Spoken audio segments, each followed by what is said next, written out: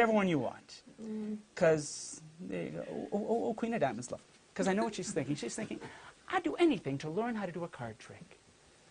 Anything. What we're going to do now is I'm going to teach you how we train cards to make them do what we want. Now take your queen. There's not a lot of white space on it, so I'm going to ask you to write on the edges. To make this work, use this pen, and it's permanent, so be careful. And with the pen, draw a puppy. Okay, I'll try. She snaps into action. Small puppy, huh? A small puppy. Oh, she's very good. She's starting already. It's kind of adorable already. Those are either eyes or... I am not sure. It's cute, though. It's kind of adorable. It looks like a balloon puppy. No, this is very good. Please, a round of applause for Diana's... Lovely. It's lovely. Puppy that was subject to a horrible, horrible accident. We're going to take your puppy card and put it way down in the deck. I mean, way, way down deep so we know it's nowhere near the top. I mean, look, is it anywhere near the top? Now I have to ask you a question. Do you know how to snap your fingers, Diana? I think so. You can practice. Good. Here's what you have to do. I need you to snap twice, and go, come here. Okay. She needs to practice that. Come here. She whistled, too. She went a little... Do you think the puppy heard you? Let's take a look. Oh, the puppy heard her. Always responds to the master's voice. Oh, the puppy. You don't suppose it could happen a second time. Well, let's get it in there. Let's make sure. Is it anywhere near the top? Not even near the top. You know what to do. Come here. I like that. But did it hear her? Oh, look, it came to the top again. Once more, here's the master's voice. Now, I want to preclude any sleight of hand. Diana, lift off about half the cards. Put them back. You know what to do. Come here. Here, boy. Turn it over. No way. Away! It always hears the master's voice. Now, I detect we still... Oh, I did it great. You were great, Diana, but I have a feeling there's still a couple of naysayers in this audience. A couple of what? Naysayers. Some of you refuse to believe this is, in fact, the work of a puppy. Nevertheless, I have conclusive proof. Ladies and gentlemen, conclusive proof. David, this time you snap and you say, come here. Come on. Actually, it's... Come here. I don't have a puppy. It's all right, it's all right. Ladies and gentlemen, the conclusive proof. Yeah, it's the puppy! Isn't that proof enough for you? Of course it's in the middle. Where was it? The jack of something? The queen of diamonds? Oh, there, of course it's in the middle. It's her puppy. Do you get the principle? He doesn't get it. Do you know how it works? It only comes to me. How does it work? You have to go snap, snapping. Come here. Oh. You didn't whistle. Oh! Turn it over. It always follows the master's voice. It's a little teeny puppy.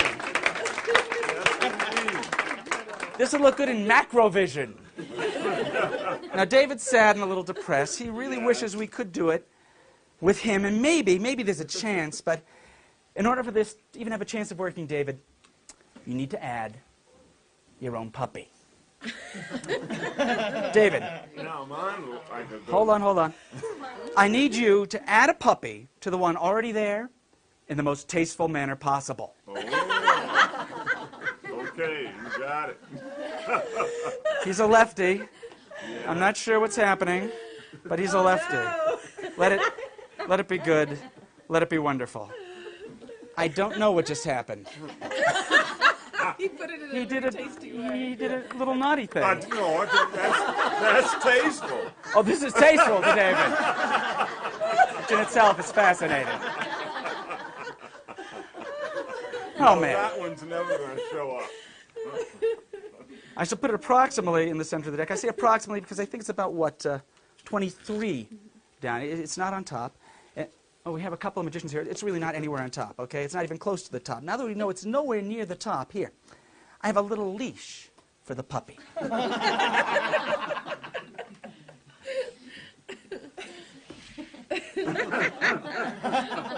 Put down your... No. Is he going to be there? Put your finger on the knot. Okay. There we go.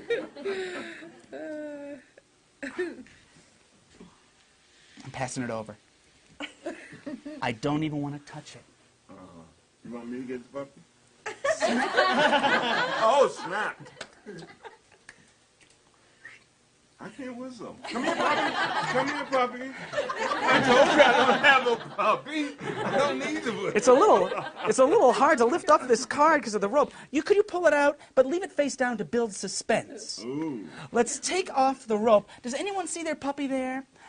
I don't think so, because it always follows the sound of the master's voice. Whoa! Round of applause for our puppy drawers. Give them a round of applause. Come on. This next effect, Tenacious Climber, is a climax to the ambitious card, or as it becomes through the premise, it's the puppy trick. When I was doing this at the Magic Castle, I realized the value of the puppy. It reminded me of the value of the sponge bunnies and the sponge bunny trick. People talked about the puppy trick. For me, it was just a reason to get that card to come to the top. But it turned into more than that because they were drawing cute little puppies, and he was drawing a cute little puppy, and they were calling the puppy, and the audience was getting into it. So for me, the method for the climax I like, but as much as that, I like the puppy. The secret of this effect, which is really my attempt to come up with a different way of doing Daryl's ambitious card climax, where he has that very ingenious gimmick. It's another way into it where you're left with a regular deck at the end. There is a gimmick, but it's a different kind of gimmick. And for my mind, it's a very, very special gimmick. I devoted an entire chapter in my Constant Fooling books to this gimmick. And I'm only doing one trick on this series that uses this gimmick, but there's really a huge wealth of effects possible with cards using the gimmick I'm about to describe to you. This gimmick didn't exist up till recently. What it is a combination of adhesives. Double stick tape has existed for a very long time, but now they've also come out with removable double stick tape. It's sold as two ways: removable double coated tape and double stick tape removable. They have different product numbers, but I spoke to 3M, the company that makes this product, and they say it really is the same product in different lengths, sold in different stores. In other words, an office supply store might have one kind, whereas a Kmart might have another kind. It's basically the same thing. What this allows you to do is something interesting to my mind, because you can have different types of adhesion working in an effect. One side will hold tightly, another side will hold loosely.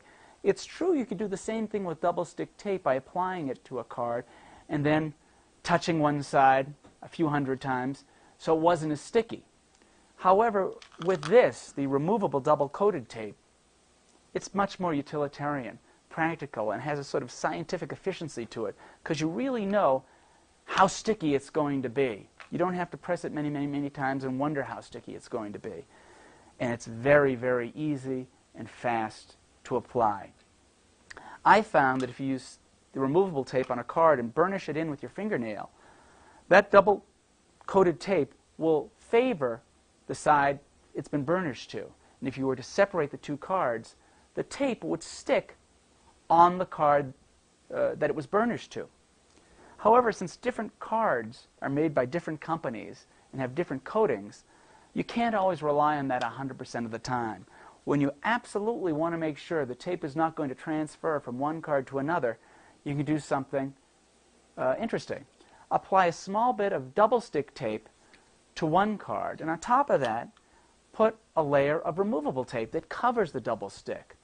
It's still incredibly thin, but now that thin layer of adhesion is very sticky on one side and slightly sticky on another. It enables you to do miracles, miracles we haven't even discovered yet. For this effect, I always use the same cards. I take, in my case, a jack of spades, and on the inner right corner I put a small square of permanent double stick tape. Above that I put a small square of removable double stick tape. It really is even smaller than an inch. Maybe it's half to 3/4 of an inch. Now remember, it's going to be very happy to stick to the jack of spades, but any card I put on top of it will have a much more temporary adhesion. I put, in my case, a 10 of clubs on top. Why do I remember the cards? So I always know what to look for in my deck. Rather than putting them on precisely squared, I keep the 10 of clubs, I hate to say in-jog, it's the slightest in-jog, an imperceptible amount. It's not even a 1/16 of an inch. But at a crucial moment when I need to pick up on that card, it's going to be there. I'll be able to pull up on the 10 of spades. Only at the inner left end, not the inner right end where the tape is. But because it's slightly in-jog, it makes that automatic. When I performed this trick in the set, here's what my setup was. I had my kings, clubs, hearts, spades, diamonds, with the ace, if you remember from my first trick. They were reversed in the deck. This double card was simply underneath them. Then when I needed it, it was on top of the deck, and I can shuffle it from the top or the bottom, wherever it need be, and it's always going to move as 2 cards. I can spread the deck. Here, I'll spread it so you can see it on the overhead camera. I can shuffle that double card to the face. When I need it, it's there. Now we need a puppy card, and obviously, well, we used the puppy card we had yesterday. You can insist that they use a card with more white space, and for such a large group, in retrospect, I wish I had. Nevertheless, the trick always works. With more white space, you get bigger puppies. That's the only difference. However they choose to draw it, it's absolutely identifiable. And I've never seen 2 puppies that are the same. They're like snowflakes. Now, to perform the effect, you're going to start with an ambitious card routine. Place the queen into the center, but as you place the cards in the right hand on top of it, get a break 2 cards above it. I'm now going to do that wonderful control I explained in the previous series by the man from France whose name I cannot pronounce, Guy Courtier. The spelling of that name, our wonderful crack technical crew of 500 will get from the earlier series, and flash it as I call him Hank. Here's our break. Here's the move. I'll stand up so you can see it from the overhead camera because that's the best way to understand the move. I'm exaggerating the break, of course. The break is, again, above what you want to bring to the top. The left hand comes from above, picks up any amount of cards below that break. For an instant, you're holding 2 breaks. The right hand moves forward. The left thumb contacts the cards now above the thumb break. They're pivoted over. The right hand slaps its cards on top. The needed cards, your cards now going to be third from the top, are brought to the top of the deck. The beautiful thing about this illusion is that it appears that the card is being buried deeper. It's not. It's being brought to the top, but it fools your head. It's a wonderful, wonderful control. Now you need to get a break under the selection, the puppy card. I do that, to my mind, the best way, which is not to do it as a move. Short card anywhere near the top, and as I'm showing these cards, I get my break, now under the single top card of the deck. These cards come back, and I just hold that break until she snaps and says, come here. Sometimes I'll correct her. No, it's more like, come here, but she did it great. Diana's just a masterpiece of work. My break, as you notice, is towards me, because I'm dealing with the spectator to my right. It's as I turn that I perform the double turnover. Make sure the puppies can be seen. Either move your fingers out of the way, raise the cards. Wherever the puppies were, make sure they're visible, and comment that they follow the master's voice. I always catch a double in the heel of the left thumb, so I can push them off. That's the Altman trap. The minute you turn over the triple, take the top card, place it in the deck, Show that it's not on top, getting a break again under the top card. You know what to do. She will snap, she will say, come here. Again, you show it's come to the top. And look at the puppy, isn't that adorable? Third time you do it, you hand her the deck. Say, lift off about half. She does. You put the card back. Say, put them back. She can push it in. Have her do the snap, come here. You turn it over. Pause there, because this is a real climax in a cup and ball sequence. Did I say cup and ball? Where's my head at? In an ambitious card sequence, she turns it over. This is a classic sequence, and it's a wonderful sequence. She gets the puppy.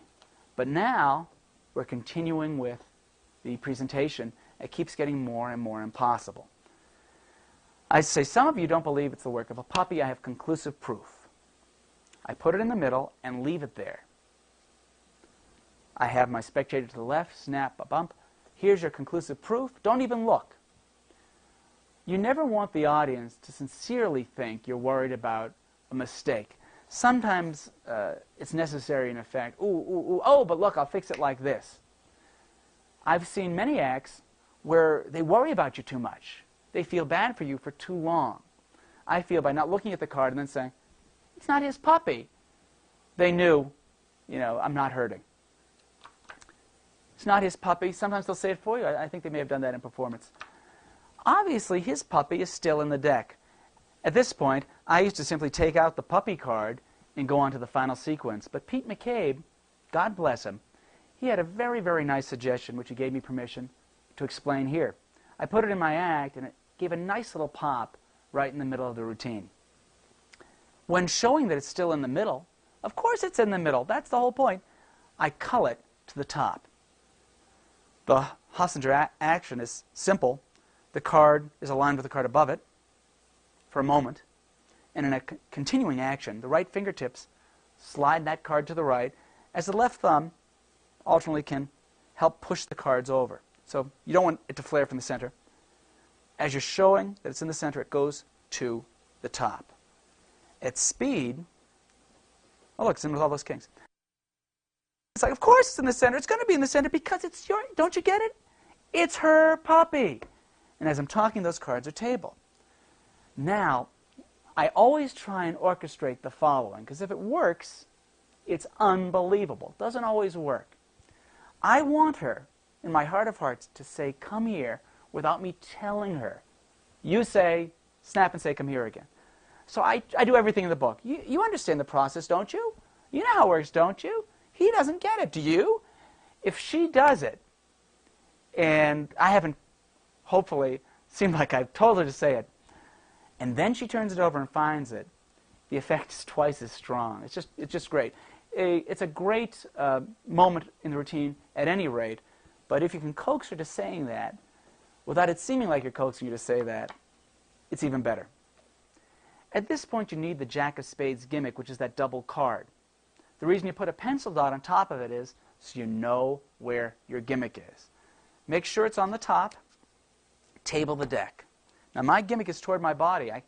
My pencil dot's toward my body. So I know at some point I need to reverse the deck to get the pencil dot at the outer left corner, because that's where I put it. That means my adhesion's here, because that's the way I set up my deck. But it's easy to make that adjustment because he has to draw his own puppy. David, by the way, is the only person that drew a puppy, and as you can see, I just righted the deck, in a sexual position. I've done this trick many, many times. I say, in the most tasteful manner possible, which sometimes gets a laugh, he actually drew the dogs having what I imagine is relations. I was amused when I said tasteful, and he said, that was tasteful, because I guess at home he draws puppies in even less tasteful poses than this. Nevertheless, you have now two puppies instead of one. So he's marked the card, but more important, now it's his puppy, because that's the premise of this effect. It's not a card trick. It's a puppy trick. But you don't have to pay livestock fees or kennel fees. While he's drawing the puppy, you want to separate these two cards. It's very easy. The right hand comes over, lifts off that top card, the 10 of clubs, easy because you in-jogged it that tiny amount, and slides to the right. You've now separated the adhesion, set the cards up for tilt. From the front, you can't tell there is this space. You get the card back. I always do the mock placement first. This doesn't work if you go straight into a deck, because it won't push cards out from the front half the time. Angle your card. That'll ensure that you push a block out from the front. Then put it into your tilt break. It's difficult because you have that adhesion there. You have to make sure you get that card in, push it in. Now I want to make sure it sticks, so I let go of tilt, and I grab right on my adhesion and say, I think it's about 23 down from the top. Now I push that sucker. I say it's not on top. And if there's a magician, I say, oh, we have your magicians? No, it really isn't on top. And I can spread. The top two cards are going to stick because you stuck them together. The Queen of Diamonds is stuck, and you've pressed it, to the Jack. And the adhesion is, the adhesion is going to stick to the Jack, not the selection. Even if there's not a magician there, you can go, look, it's nowhere near the top, and deal a few cards. You can spread them in your hands. It's not there. The instant you table that deck, take out the string, because you want to tie up that deck as close to the moment where you showed that card was not on top. Let's put a leash on that puppy. I tie, like I'm tying my shoes. I go to the woman like this. She generally puts her finger there. And if she does, I tell her she's now the perfect woman. Tie the deck. Of course, it'll be tighter than this because she'll have had her finger there. Turn to the gentleman. Have him do his thing. Now it seems utterly impossible. You have to break the adhesion, but because there is string around your deck, it gives you all the acting room necessary. Lift off just the top card. Pretend it's tough. I've already separated the card now because I've lifted it up at the inner end and moved my thumb to the right. Pull as if it's tough, but don't get it out all the way. It's like the string is still holding it. You take it out the rest of the way, but leave it face down. Let's build suspense. They do that. I untie the deck, lay the string down on my mat, spread the cards. Do you see your puppy anywhere? No. That's because it always follows the sound of his master's voice.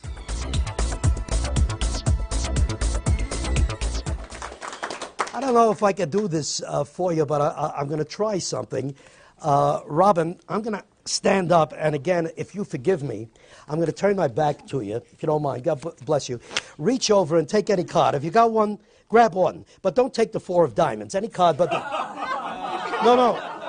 No, I didn't want you to take the 4 of diamonds. I'll tell you what, it's the only card in the deck that keeps... I'll show you what I mean. Say stop any way you like. Stop right there in the center. Put your card there.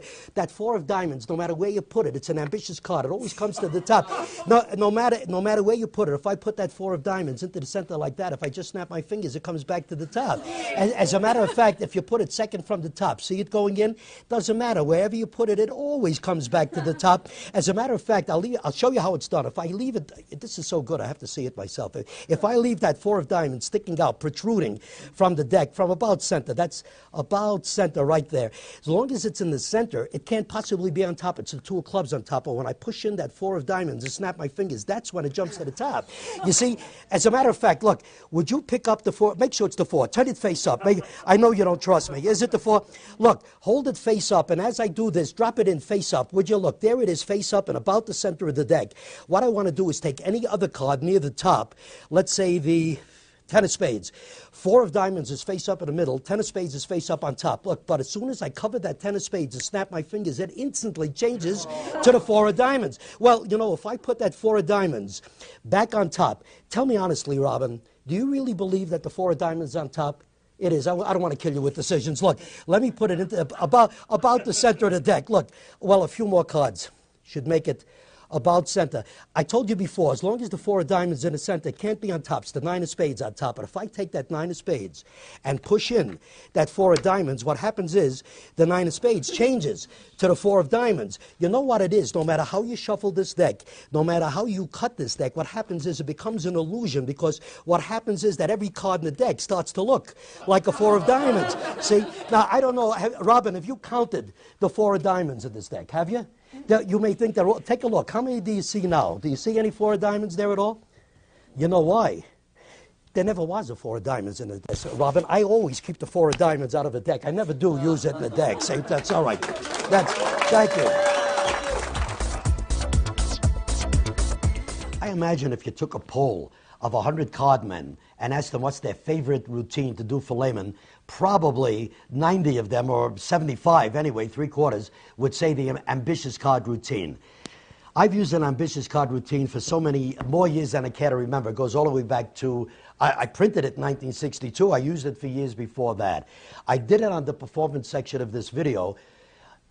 So I think you know how it's done, but I want to get the routine in mind for you. So I'll go over the routine, give you some of my psychology, show you the moves, and then you're on your own.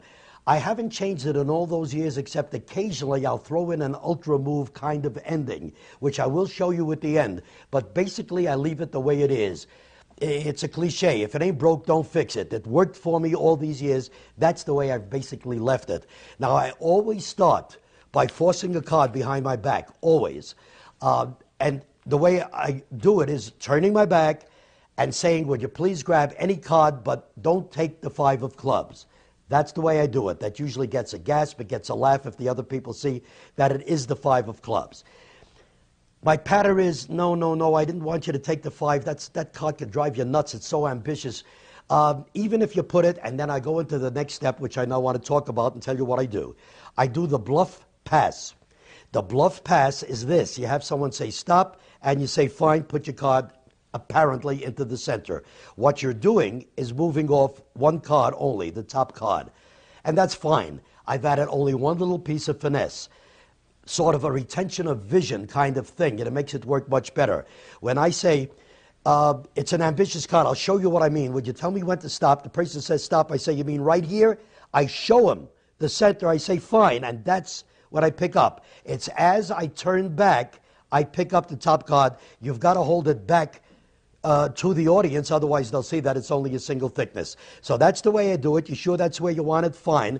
I have the person put the 5 of clubs in this example back onto the deck, and I pretend it's going into the center. So I say, even if you put it into the center, it's an ambitious card. It always wants to come back to the top. Now what I've done here is a double lift, my old-fashioned way. I taught it way back in those years, and I do it by count. I pick up 1, 2, 3, 4, 5. I pick up 2 cards and just do it by count. That's the way I do it, because I'm used to it. You want to throw in a fancy double lift like the flip-up double lift that I taught you, or any kind of double lift, that's fine. That's your call.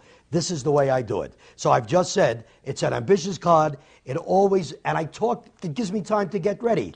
It always wants to come back to the top. Even if I put it into the center, it always comes back to the top. And even if I put it to second from top. Now, the first one was a double lift. I put an indifferent card into the center so I can really show it's on top. Now I want to get it to second from the top, and I do this move, which is like the ultra move. As a matter of fact, that's where the ultra move came from.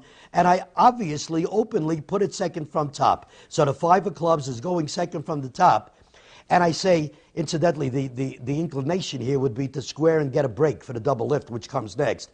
I don't do that. It's a bit obvious. So after I've done that move, I square, and I do the same action and the same pattern. Even if you put it second from top, it's so ambitious, it'll always come back to the top. Let me show you how this is done. Now remember, at this point, the 5 of clubs is second from top. So I say, even if I push let me push the 5 of clubs off the deck so you can keep your eye on it. I want to leave it in center. That's about center. Now, that's the way it looks. Now, let me show you what's happened. The 5 of clubs is second from top, or was second from top when I was doing the trick. You see, an explanation, I keep losing cards, but that's okay. What you do is, you say, let me show you how this works, or let you keep your eye on it. I'll push it off the deck. Now, obviously, you're pushing off an indifferent card. The 5 of clubs is here. I want to bring that 5 of clubs to the top. So my pattern is, I'll push the 5 of clubs off the deck so you can keep your eye on it, and I'll leave it at center. As I say leave it at center, here's what I do. I strip out a block about a quarter of the deck from the bottom, and as I come up here, I grab the top of the deck proper and bring that to the top. It's almost like a slow motion Hindu shuffle, but that's the 5 of clubs. I'm bringing it back to the top. As I say, that's about center. In other words, I need a rationale here. That's why I cut a small packet, and then I take some more and say that's about center. What I've accomplished is to bring the 5 of clubs to the top. They think The spectators think that's the 5 of clubs. I do a double lift with that card protruding, the same kind of lift from the back.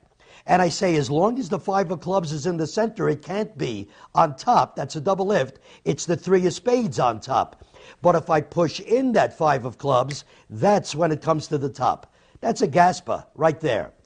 The next step is I turn the 5 of clubs face down, and I say, why don't you pick up the 5 of, why don't you take a look at it? I know you don't trust me. Because I say I'm going to put the 5 of clubs on the table. As I've told you before, I can usually anticipate what a spectator is thinking. At this point, when I say I'm going to put the 5 of clubs on the table, most people are thinking, yeah, sure. They don't believe me. I know that. Therefore, I do it this way. I say I'm going to put the 5 of clubs on the table. I know you don't trust me. Say I bring it out in the open. Why don't you turn it face up? I also need some time there to prepare the bottom card this way. I want to get a break of the bottom card held by these fingers. I'm holding the deck from above and my thumb, and you'll see why in a moment. Well, they turned the card over, and it is the 5 of clubs. And I say, why don't you leave it face up, and let's put it face up into the center of the deck. Now, I Hindu to about center, and I say, just drop it face up, which they do. Now, here's the reason for this break. I put these cards onto the 5 of clubs, pick up a few more, the 5 of clubs and another card or two, maintaining that break. It's automatically still there. And I shuffle to the break, saying, let's leave that card face up, that 5 of clubs, face up at center, and I put this on top. What I've accomplished is to bring the face up 5 of clubs to second from top, but it looks like it was in center, at the center. Now I say, look, the 5 of clubs is face up in the center. Let me take any other card near the top. I'm doing a 2-card pull-off, if that's the word here. It's actually a start of a double lift, because remember, the 5 of clubs is there. So I pull back 2 cards, and I say, let's leave another card, maybe this one, face up on top. Remember, this is a double. They think the 5 of clubs is face up in the center. I am now turning over whatever this card happens to be, and I name it. Let's leave the ace of spades on top. So we have the 5 of clubs face up in the center, the ace of spades face up on top. But if I cover that ace of spades and snap my fingers, the ace of spades changes to the 5 of clubs. Now, all I've done there, remember, this is a double. It's almost like the paintbrush change, it's called. Here's the ace of spades. If I cover it, I'm pushing back the double card. If I cover the ace of spades, now I pull back a single card, and it looks like a slow motion change, and I always turn this card, because again, I'm anticipating the thought in the layman's mind. They think this ace of spade jumped up here, so I want to show that's an indifferent card. That's very strong. From here, I leave the deck in this position, and I do a triple turnover, meaning I reach down with my thumb here and grab. It's easy because there's a natural break. I grab because there are 2 face-up cards here now. The ace of spades that they saw originally and the 5 of clubs to which it's changed. And I leave this card because that covers, this card covers the fact that I'm grabbing a double here, although you'd never see it anyway. And I turn all 3 like this. They think it's 2 cards. I'm turning 3 back onto the deck. Now, my patter here, for this reason, I now want to do a double left from the outer left corner. Why? Because it saves a step. I have to be holding the card there in order to insert it cleanly into the deck. At this point, it was a little complicated when I turned 3 cards, so that a lot of people will not be sure where that 5 is. So I use that, again, to bring those thoughts out into the open, and I say, very openly, I say, tell me, Sally, whoever I'm working to, do you really believe, now I let 1 card flip off my left thumb, that's the 5 of clubs.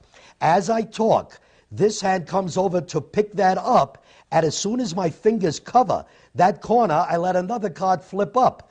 It's another way of doing a double lift. And I do it before I end my sentence. It sounds like this.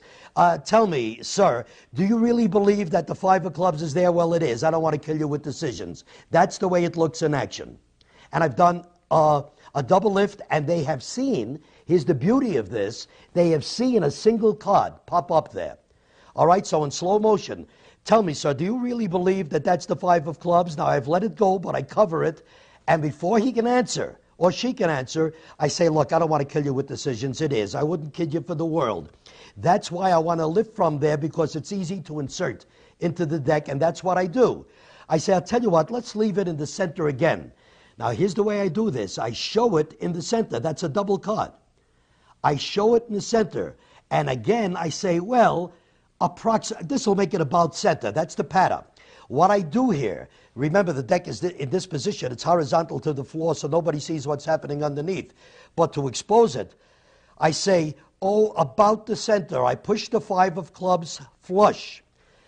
And I keep pushing with my forefinger here, so it's pushing out that entire bottom half. The 5 of clubs is now there.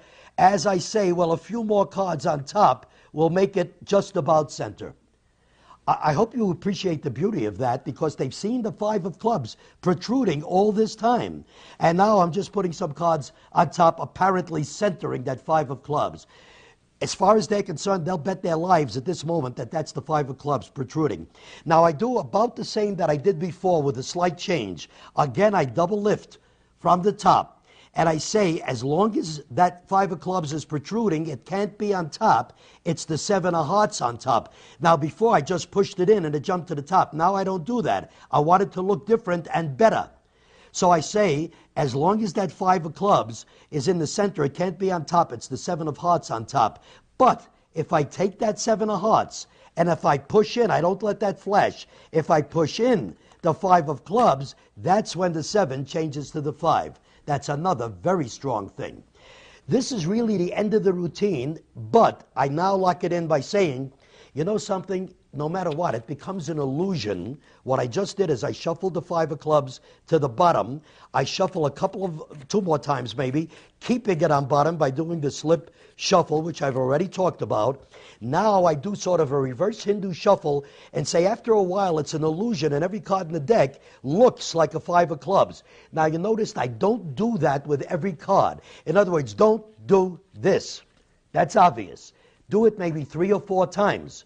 And then it looks legit. So I say after a while, you know, that it looks like every card. It looks like every card in the deck is the 5 of clubs. And I do that until I have only 1 card left in my hand. Meaning I bring the 5 of clubs to the top. Now I patter. I do my status quo shuffle, keeping the 5 on top. And I say, tell me, I get attention up here now.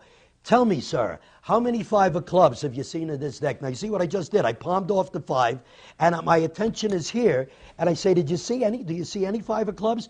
I told you I always end up with empty hands here. I'm helping him look. I say, well, let me be honest with you. The whole thing was an illusion. There's no 5 of clubs in this deck. There never was. I always keep the 5 of clubs here in my pocket. And that's a killer. People fall off their chairs when I do that. So that's the ambitious card routine. Now, I told you that I sometimes throw in an ultra move ending. And this is what I mean. I do this by feel. It's according to my audience, how friendly I am, etc. And I say, well, look, let me tell you the truth. You know, I have more. There's 1 5 of clubs. And I want to be honest with you. I've got another 5 of clubs here. Well, let me be real honest. I was using, let me do that properly. I was really using more than 2. I was using 3, 5. Listen, as long as I'm being honest, I might as well be honest. I've got, well, I had 5 of clubs altogether. Why don't you take a look? And now I just repeat what I did. They turned this over, and I say, hey, didn't I tell you I always keep the 5 in my pocket? And then it's just a kicker on top of the kicker. Now, I sometimes throw that in, not always, but the basic, forget the ultra for a moment, the ultra move piece, that's the way I do the ambitious card routine.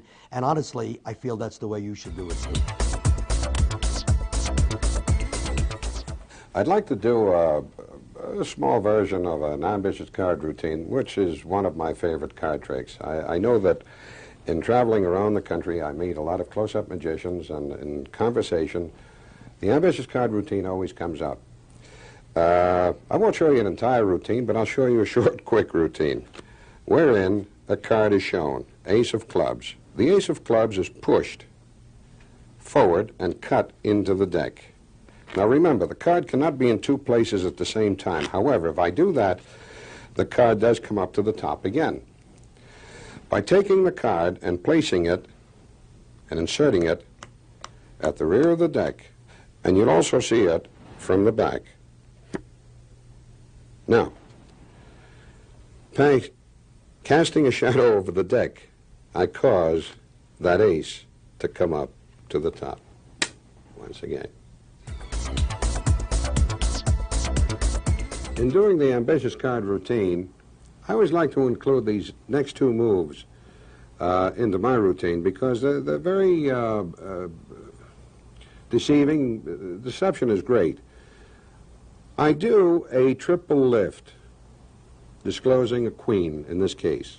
And I always refer to the queen that they choose or the card that I show as one of the most unusual cards in the deck, the lady. Picking up the 3, I push forward the top card. I then cut half of the top deck, thus burying, assumedly, the Queen of Diamonds. I push it into the deck, and I say, I make reference to it, I say, you know, that card can't be in 2 places at the same time, showing an indifferent card here. But you notice that I push off the Queen. In setting them back, I obtain a double lift. I then command the card to come up, and sure enough, the card comes up to the top. Picking it up, turning it around, I take off the indifferent card, and I inserted it into the back or the rear of the deck. Now, they assume this to be the queen, when in fact it's here. You say, whatever you see from the back, and this is where the move comes in. The audience would be here. You post your right thumb at the edge of the indifferent card, your middle finger on top of the actual card, the queen. As I raise my hand, I push the card into the deck, pulling down on the queen. Assumedly, I'm showing the same card. All that has to be done now is to push that card, the real queen, flush with the deck, cast a shadow over the deck, and show the card to have come up to the top.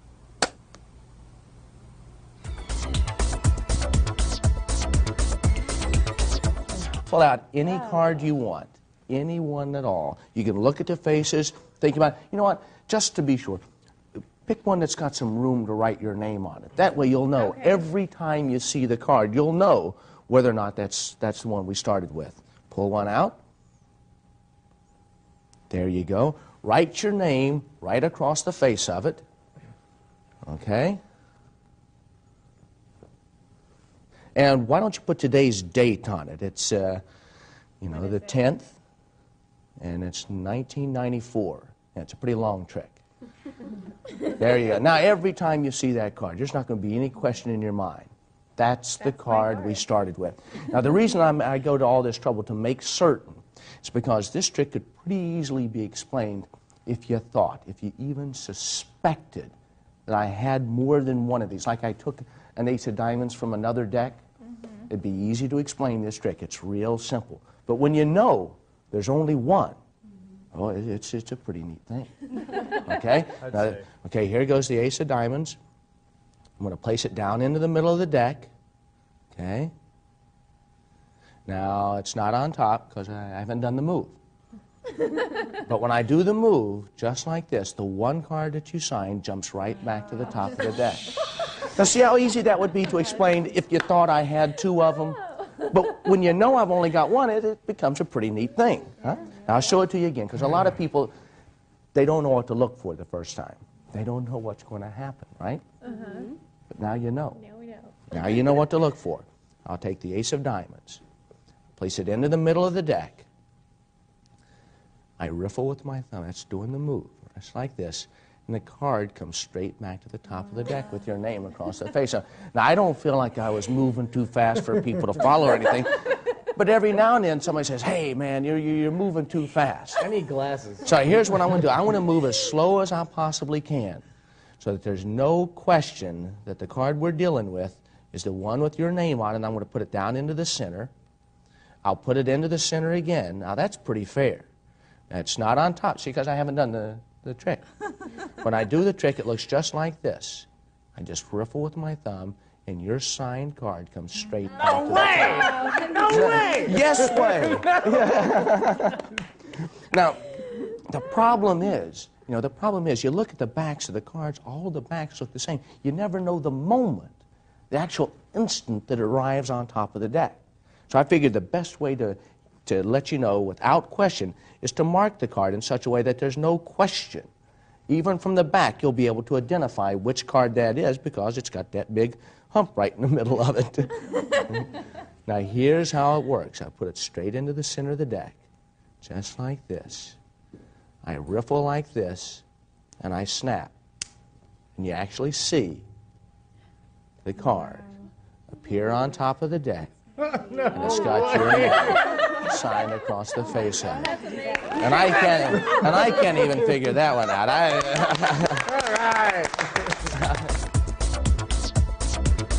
This is the explanation for the ambitious card routine. In my particular routine, while the spectator is signing the card, I just reverse the top 2 cards of the deck. I don't do it in any fancy way. There's plenty of misdirection. As they're signing, I just turn over 2 cards. And I just turn the deck towards myself to conceal that from the audience. I pick up the signed card and I put it right on top of those 2 face-up cards. So now, in essence, I'm 3 cards ahead. I do a triple lift. It's easy to turn over a triple. Place the top card into the center of the deck. As I'm pushing it flush, I get ready in advance for the double lift to come by getting a break under 2 cards. Then I push the card flush. Then I do the riffle so that I'm easily able to go into a double lift to show the card back on top. I use the Vernon double lift by keeping a break. You create the illusion that the top card is being pushed over by the thumb. Actually, the 2 cards are pinched between the thumb and the middle finger as they're pushed over together, and then the right hand pulls it and flips it over.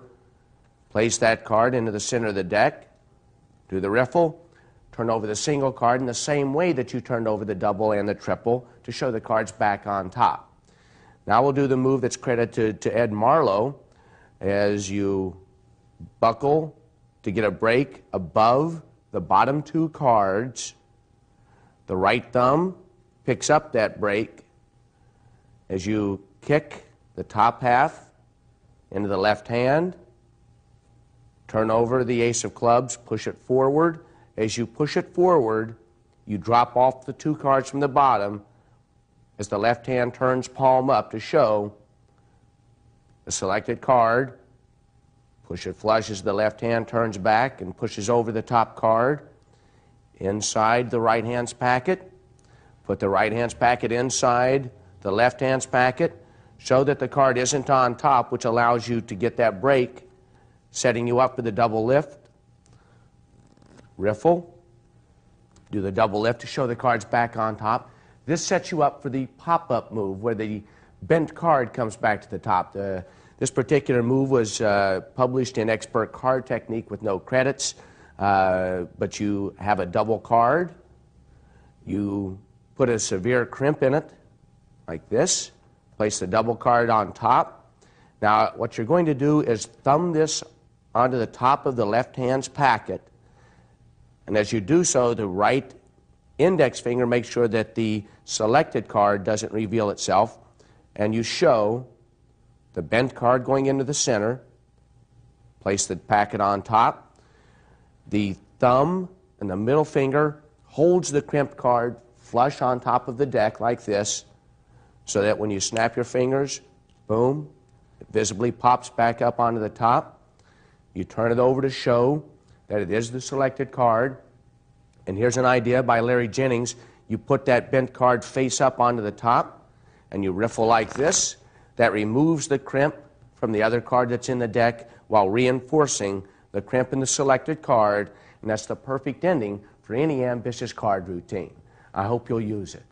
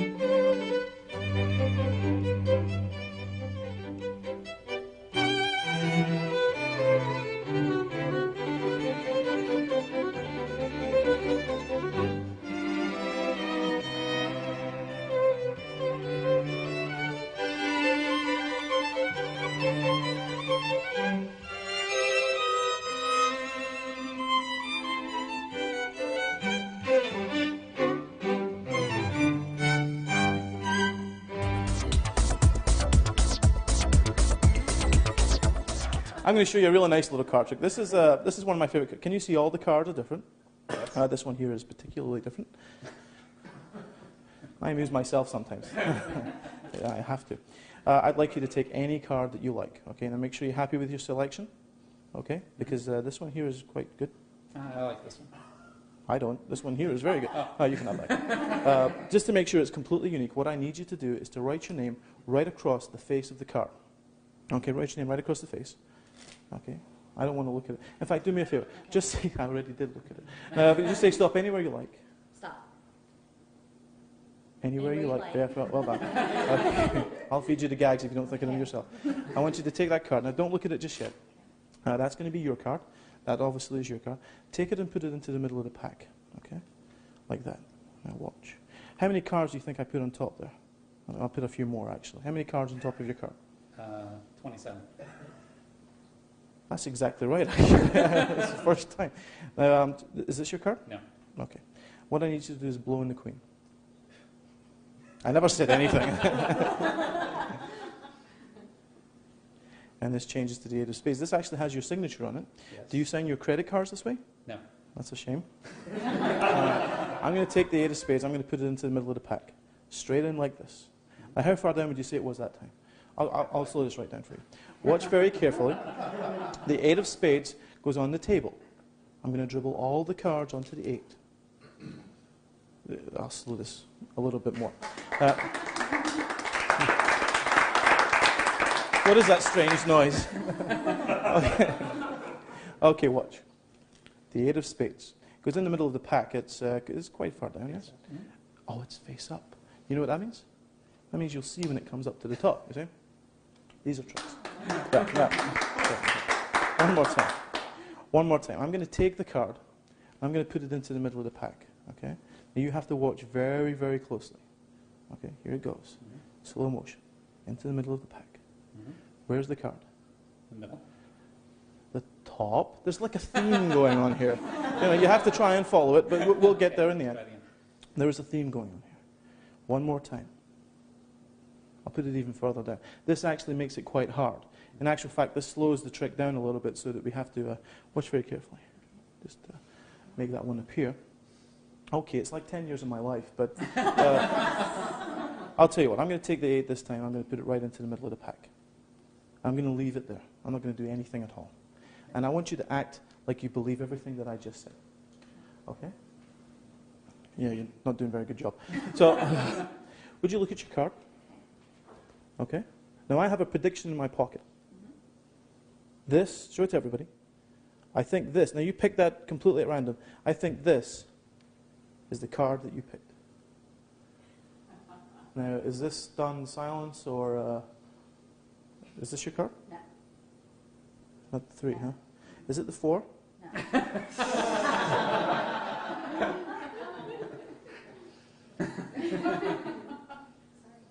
How far do I have to go? Say when? What are you on now? 10?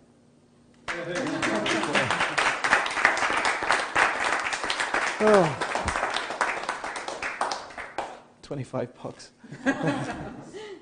Okay, now we're going to get your card to come to the top again. Okay. Of course, I could have done anything there.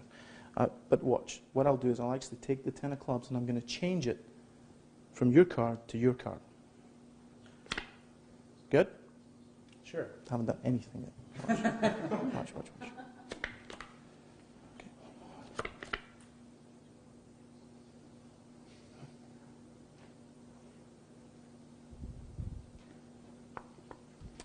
Quite like the sponge balls, didn't you? I'll be honest. It's going wrong. You lost it? Yeah. Your eyes lit up there. I did. I lost it. I'll be honest. I do have a little contract with the management here that if anything goes wrong like this, because we guarantee customer satisfaction, they made me say that. We guarantee customer satisfaction. I have to actually give you the contents of my wallet. It's got a zipper. So you're like one of these psychic guys, or that's unbelievable. Okay, watch. In here, there is a card. Now you notice that is the 8 of spades. Yes. You notice, of course, that you chose the 8 of spades. But remember I asked you to write something on it with this pen? Yes. You wrote your signature. Not even your normal signature, but a special signature you did for me today. And there it is there. You can keep this. It's a little present for me.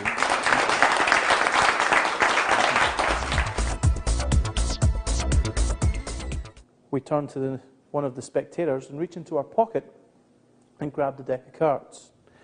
Now the reason I turn to this side is so that I can take the cards and immediately come up to this hand and spread. Because maybe one time in 10, everyone else thinks the cards just appeared from nowhere. In actual fact, there's no big production about this. I just take the cards out and show them to the spectator as we talk. I shuffle. Generally speaking, I do not like to give the cards out for shuffling because it slows down the act. Things can happen to the cards. It can be dropped into a drink, into a meal. I like to keep control at all times of the cards. So, the cards are shuffled and a card selected. And this card will be signed, the 6 of diamonds. As this card is being signed, I turn over here and I have somebody select a card, and I simply use the Hindu force. The card on the bottom is the 10 of clubs. This card matches the long card I have here, and is simply held on the bottom from the beginning. If you like, you can corner short this card, so that by riffling you can cut to the card, control it to the bottom, and continue with the trick. So this begins here. Hindu shuffle until they say stop, like this. Show them this card and ask them to take it, because you don't want them to forget the card. So they keep that card there. This card, after it has been signed, is returned to the deck. I hold a break above it and I simply double cut it to the top as I talk. And I then shuffle, always controlling the top stock, like so. The first effect is a simple double lift. Get a break under 2 cards, or you can do a hit double lift if you like to do that kind of thing. I like to be as sure as possible when I'm working, so that I have nothing to worry about. Turn the double over, show them this card, and now ask them to blow on the card. This, of course, is their selection. They blow, and it changes. As they do this, I push this card over and get ready for tilt. Simply push over, push up with the pinky, and I have the break at the back ready for the tilt maneuver. So I take the card back, and I push it into the middle of the deck, like so. Of course, it's only gone to the second position.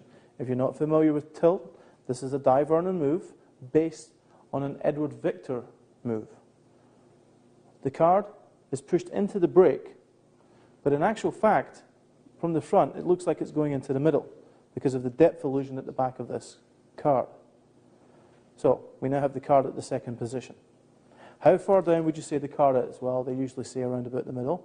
I do a double turnover and show the 6 of diamonds is now on top. Okay. This time I take the 6, I drop it on their hand or on the table.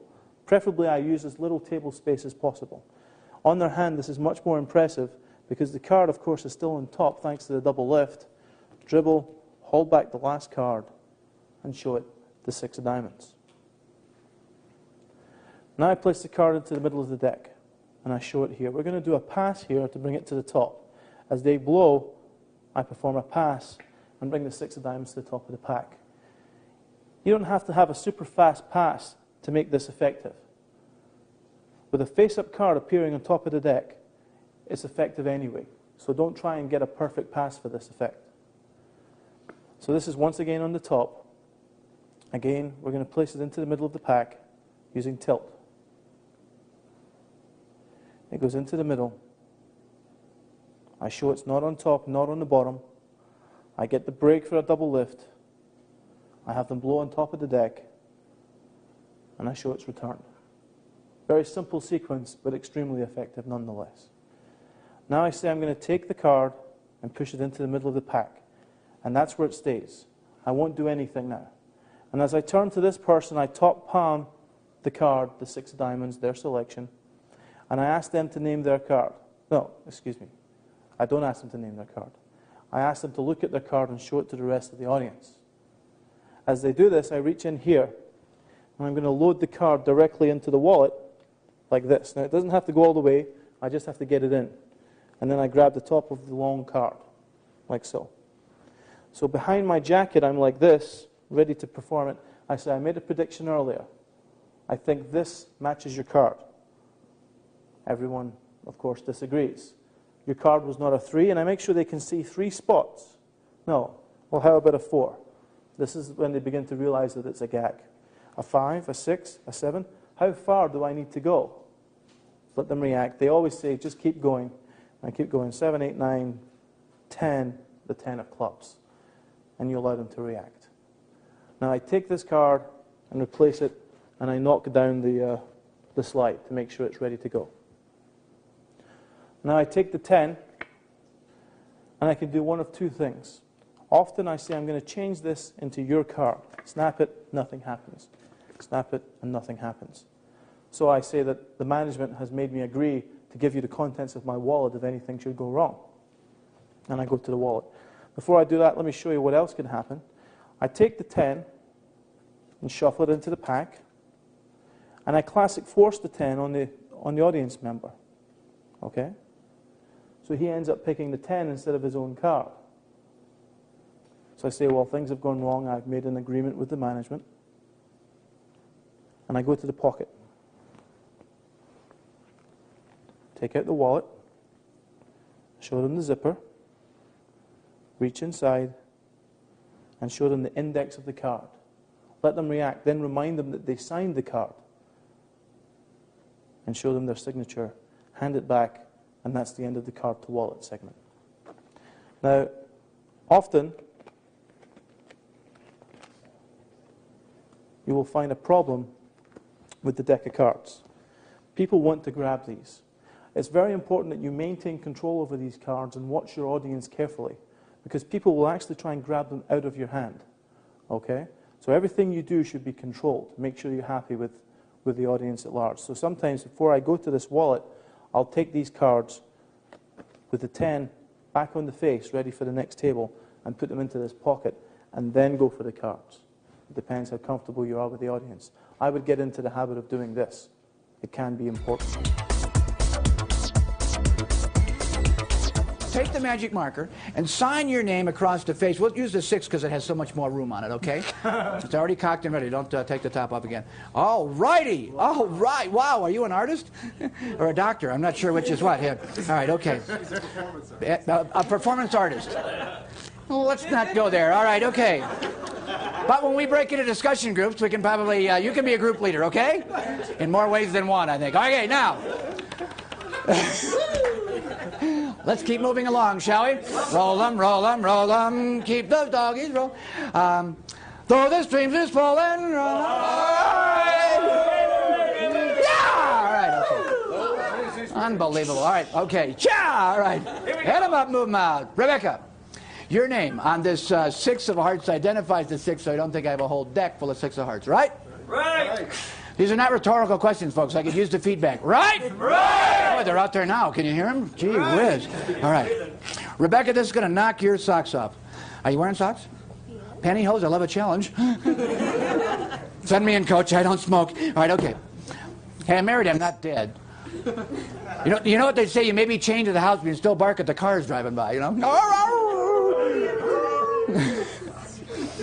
The whole pack of wild dogs running around the bar here tonight, I'll tell you what. Ching! Yes.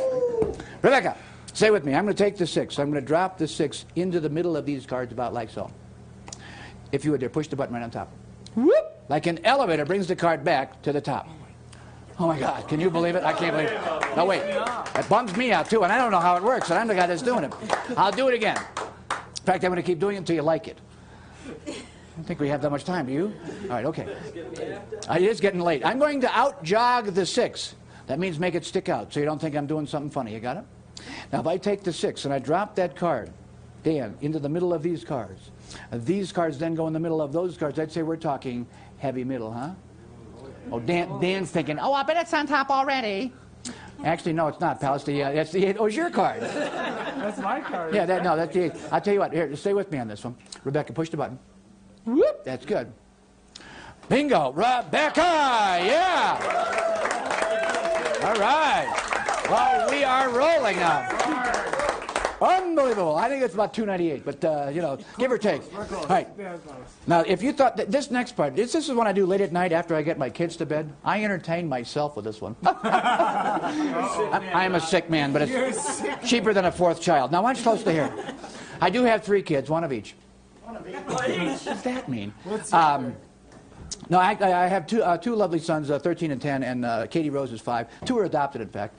And as soon as we find a home for the 3rd one, life's going to get a lot easier around the house. You know what I mean? Just kidding. I'm just kidding. All right. I'm going to take the 6. I'm going to drop the 6 into the middle of these cards on the mat, and I'm going to dribble the cards. Pardon the expression. Oh, Rebecca. All right. Now, wait a minute.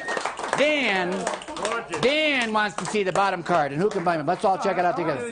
Oh, man, it's the 8 again. How did that happen? All right, now wait. If you thought that was good, this next part's going to kick your... knock your... you guys are going to like this a lot, okay? Beep, beep, beep, beep, beep. All right, okay. Stay with me. I'm going to make this significantly easier for you guys to follow. Good idea with this group. Look at this group. All right, okay. All 300 of them are pretty wiped out. Watch closely. I'm going to make it easy. I'm going to put a crimp in the card. A technical term for bend, crimp. Right? We have some folks from Texas in the crowd. We call this a crayon. A crayon. All right. Guy from Austin in the back there. We're going to take the crayon and put the crayon in the middle of these cards about like so. You watching there, man? Yes, sir. Like a hawk. Any closer to put you in the act. Yeah, my eyes hurt. Yeah, I know. Mine do too. That's not the only thing. Push the button on top. Right there. That's right. Oh, man. Oh, Rebecca! All right, okay. Now, I'll tell you what. If you thought that was good, but this next part, wow, here's the convincer. This will probably convince you I need professional help. Hey, Dr. Rides here. Oh, man, I might have to leave a little early. I got a free ride back if I leave now with the ambulance, okay? Did they bring the Thorazine with me? I could use some tonight. Got a nice white jacket for you, too. The one that cinches me in makes me feel so secure. Chris, do you know how to cut cards? Sure do. Professional. Watch this. This is going to blow your mind. Chris, do me a favor, sir, if you would. Cut the cards approximately in half. Oh, great, man. This will kill you. Chris, push the button on top. Say up. Up. That's good. Not only has Rebecca's card come to the top, it is also changed now into the 8 of clubs, spades. Which is maybe, no, it's not that impressive. But Dan's thinking to himself, well, how'd that happen? All right, wait. Let me ask you this. Would it be a better trick if I were to have somehow gotten Rebecca's card back under my drink? Whoa! Out!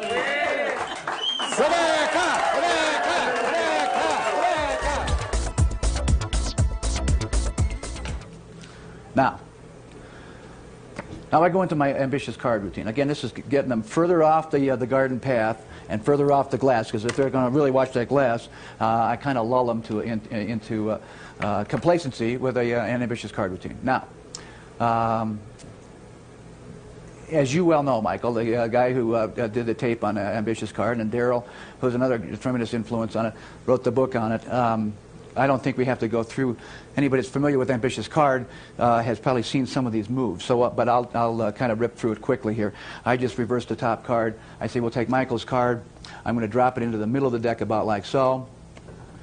Push the button on top. There it is on top. Ta-da! All right. Now is this Daryl? I mean, I got it from Daryl's book. This drop off from the bottom to, it's tough. Who knows? Yeah, I learned it from Daryl. Probably safe to credit Marlowe just in case. Absolutely. I think Vernon had a spin on it too, didn't he? Okay. All right. You kick off the top half. Still got the break here. Break there. Now I'm going to turn over. Now you could drop those off on there, as some people do, but this is a better finesse when you push this forward. Push this forward like that, so out jogging Michael's card, but at the same time dropping those two. So as soon as my thumb comes to the back, just like so. As the left hand turns palm down. There you go. Michael's card is right there. All right. Drop it in here like so. All right. Now I turn it over, and this is an indifferent card going in there. Say, okay. All right. This card goes in the middle of these in the middle of those. All right. Now, oh, I know what you're thinking. You're thinking it's already on top.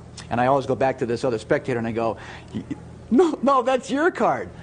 Here's that running gag again. We kind of keep we keep weaving threads into this particular deal. No, that's your card. In the meantime, I'm getting a break under the now top card, which happens to be Michael's card. I say, no, push the button. Beep. That's good. Bingo. There it is, Michael's card. Oh, this is devastating to somebody who's really watching because, first of all, it's called back to that first card, and now here's the card. What's going on here? All right. Now I do just a simple double turnover. This is the one I do late at night. I drop it to the bottom, dribble it down like so. Bingo. Here's Michael's card back on top. Oh, I know what you're thinking. You're thinking, and you got to tell them what they're thinking because sometimes they don't. You say, I'll bet you. You're wondering now what the bottom card is. Oh man, it's the 7 of hearts again. There's your card again. There's a thin thread runs through the entire act. Okay. All right. Now we get to my favorite part, which is leading up to the crimped card and back under the glass. All right. Again, I secretly reversed the top card. All right. Now pay very close attention. I'm going to make it easier for you to follow. I'm going to put a crimp in the card. Oh, I'm sorry, you're from West Virginia. We'll call this a crayon. There you go. We put a crayon, okay, and now we got the 2 cards, of course. All right. All right, I take the crayon, and I put it here in the middle. You see the crayon? All right. Here on the top. All right, push the button. Beep, that's good. Oh, my golly, there it is again.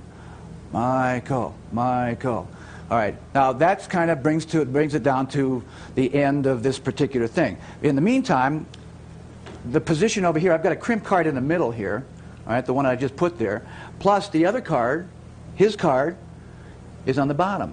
So I do, while all the attention's over here and I stand back and I go, hey, isn't that great, I just simply milk the crimp card and the bottom card off this bottom half of the deck and put them on the top.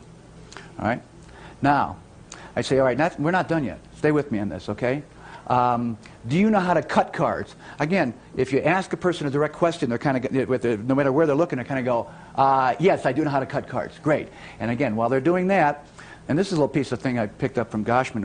I don't know exactly what the seminal thought of it was, but you're exchanging 2 crimp cards.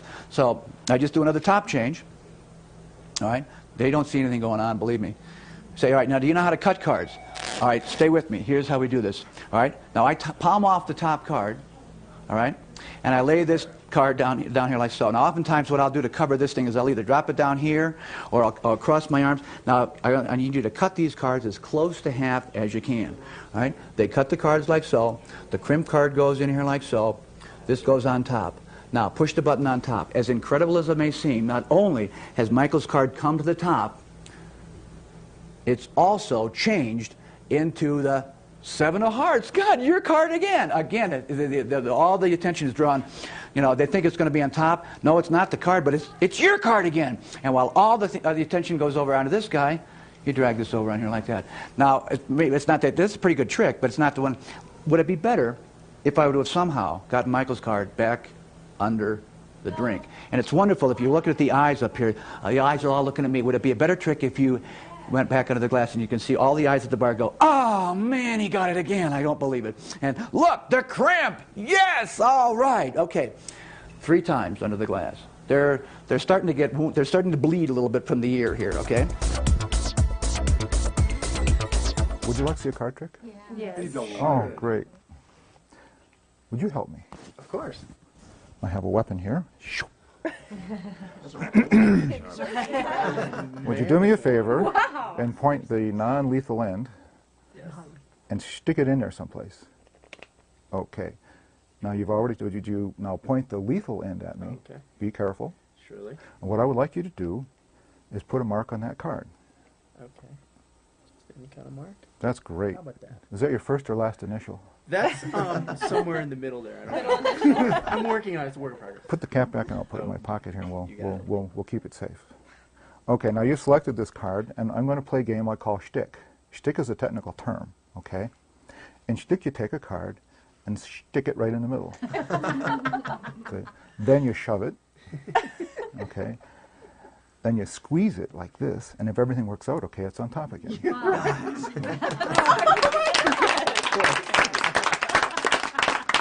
You guys are too nice.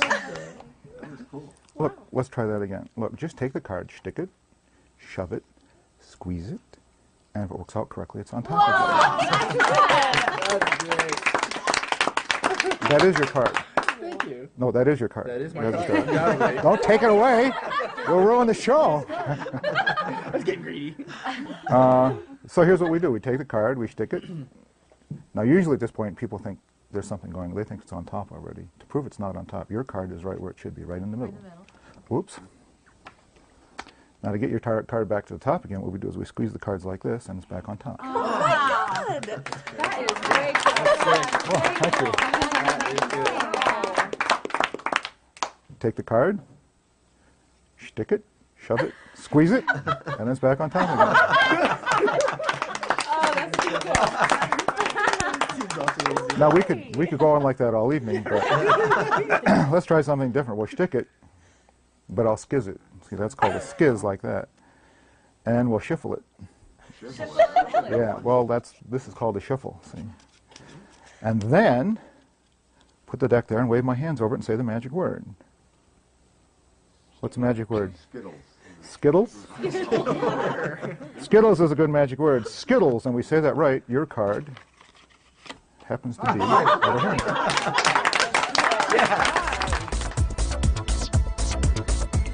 Now we're going to discuss the ambitious card routine.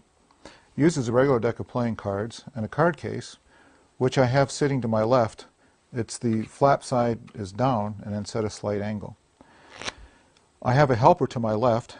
I extract a pin out of my pocket and I offer to the person to help me do the trick. Then I riffle through the cards like this. And I say, would you please stick the pin into the card someplace? They do that and I cut there. I find this is a very quick way to get into the routine. Now I ask the person to take the top of the pin off. As I'm going like this, I'm doing a little finger get ready here. Each time I go one circle with my fingers, I pop up a card. I pop up 3. So I said, would you please take the top of the pin off? Then I flip over those 3 cards as one. Okay, so then I ask them to mark the card. Now you notice I don't say, this is the card you selected. There's no need for that because the turning this over is a little awkward and I don't want them to question that. So I don't say, this is your selected card. I say, please mark this card. It's faster, more direct, and it gets you going quicker. Then I have them put the top of the pin back on, and I take it back. Then I say, this is the card you marked. I play a game I call shtick. Now shtick is a game, and I turn the card face down, pick up the corner of the card like this, so I make sure I get one card, and I put it in there. And I call that shtick. Then I push the card in, and I tell them I squeeze the cards like this. Now I pop up 2 cards. And I do the Al Schneider double lift move where I press down on the cards and come up like that. And that's the card they selected and put the mark on. I offer to do it again. So I replace the card on the deck to the left, move the cards to the left, dropping off the face card, and now I have a single card here that I just put in. I shove it, and then I offer to squeeze the cards again, which I do. I get 1 card popped up, and again I show them the card, and they react appropriately, and I wait for the reaction to die down. Then I say, this is your card, to verify that's it. As I do that, I pop up another card here, getting ready for the next move. Then I come back here and I simply put this card here onto the side. As I did before, I pick it up and insert it in the deck. Then I say to them, now you probably think your card is on top already. And I approach the cards from the top. As I do this, I push this card up and get my little finger under that outside edge and curl the card up. From the audience perspective, there's nothing to see. Then I turn the cards palm up like this, and I flip the card up, and I say to the audience, your card is right there. Then I'm going to flip the card down, but instead of putting the deck under the card, I jam the card into that little break that I'm holding with my little finger. I turn the card face down, and I force the card up under the second card and square everything up. If you do it quickly, it looks just like I could turn the card face down. Then I squeeze the cards, getting ready for the double, and I show their card is now on top. I simply do the Al Schneider lift again, put it in there, shove it off again. I squeeze the cards and show them that their card is on top. Replace it again, and I say, let's do something different. And now I do a move out of the Dave Vernon book in which as I push this card in, I move the bottom section of the cards back like this, and then I cut it. the idea is that they think the card is now on top because of that funny cut. It's actually on the bottom. Then I do the perfect palm. I hold the cards up getting ready for overhand shuffle. I pull down a card like this for the overhand shuffle for the perfect palm, and I shuffle the cards off like this, leaving that card at an angle. I grab it, square the cards up, and put it on the table and start waving my hands over the cards like this. Now I stand here and I say, okay, what's the magic word? And the reason for doing this for some time is it conceals the fact that I'm palming a card. I'm here and I'm going, what's the magic word? And as I do this, they're more convinced that my hands are empty. Finally, somebody comes up with a magic word, and I say, oh, alakazam. Then I pick up the card case. Notice it's in a perfect position here to pick up. I move the palm card over here. The tip of the second finger hits the little hole there for the flap. As I push the flap open, I put that palm card there, comb over and insert my fingers in the card case, and pull the card out. I lay it on the card case like that and thank the audience for enjoying the trick. Let me see if I got, yes, here. I got another surprise for you people. It's a little surprise. My watch isn't in there. Yes. Who knows? Okay. It's a little surprise for later. Just to keep the suspense. I think so. Okay. So now, would you please take one of these cards, but not a picture card? Any other card is fine. I'm allowed to see as well, so you can just take like that. Whatever. Stop. Okay. And I would like you to write your name on it as large as possible, so it's well clear and visible. Wonderful. Now you see something strange has happened. Because all the cards, they feel very normal. Like every other day, just a working day for these guys. Except the Four of Hearts. It now feels very important. It's logical, I've chosen a name on it. You can see, yeah, it's a birthday card, yeah. And you can see, because if you place this Four of Hearts into the deck, and you just do, hop, it goes through the other cards to the top. It is on top now. Oh my God. I went too fast. Yeah, I swear, I went too fast. Way too fast. I'll do it slower. I blinked. Let me You know, know. it's very simple. It's about the middle. Well, that's more on the bottom, I see, but that's not so important. The important thing is the movement. I'll do it slow. Hop. I don't think so. Not this time. No. It cannot be, huh? No way. And yet.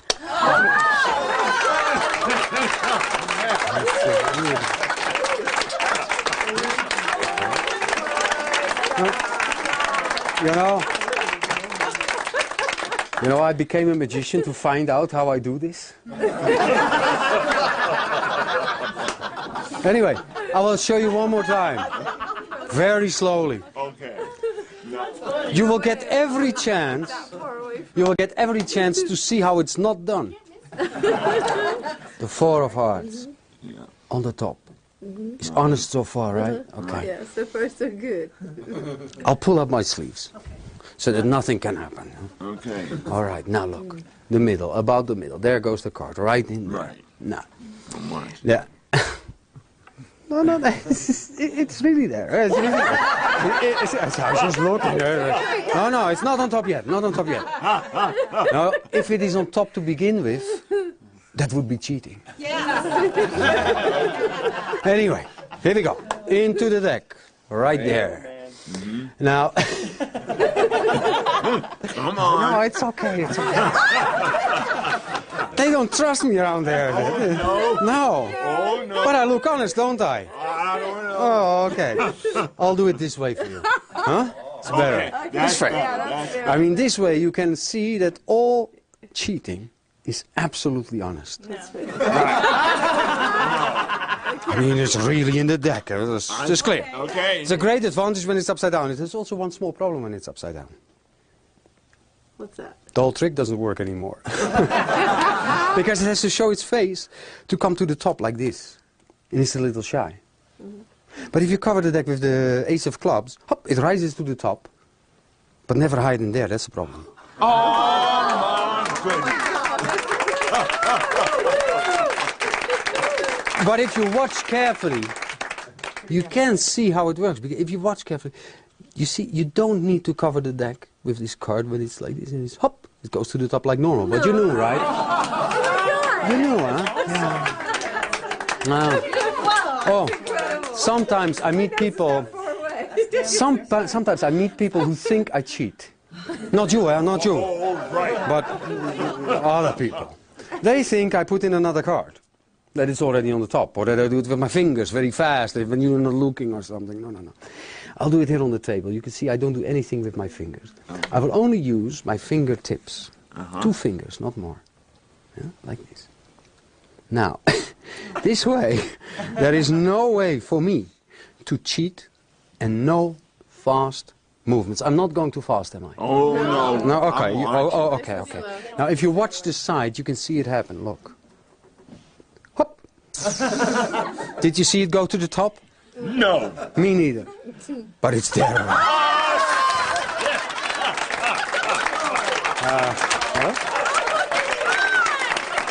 Actually. Because you like the trick so much, I will explain it.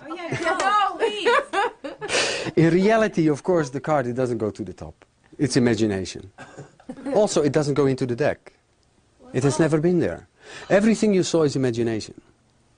Because it's my lucky card. I never keep it there. I always keep it separate. Oh my God. Folded. Here. In this little box. But what I don't understand is how you managed to put on my card in the box your name. You must tell me because I don't know how you do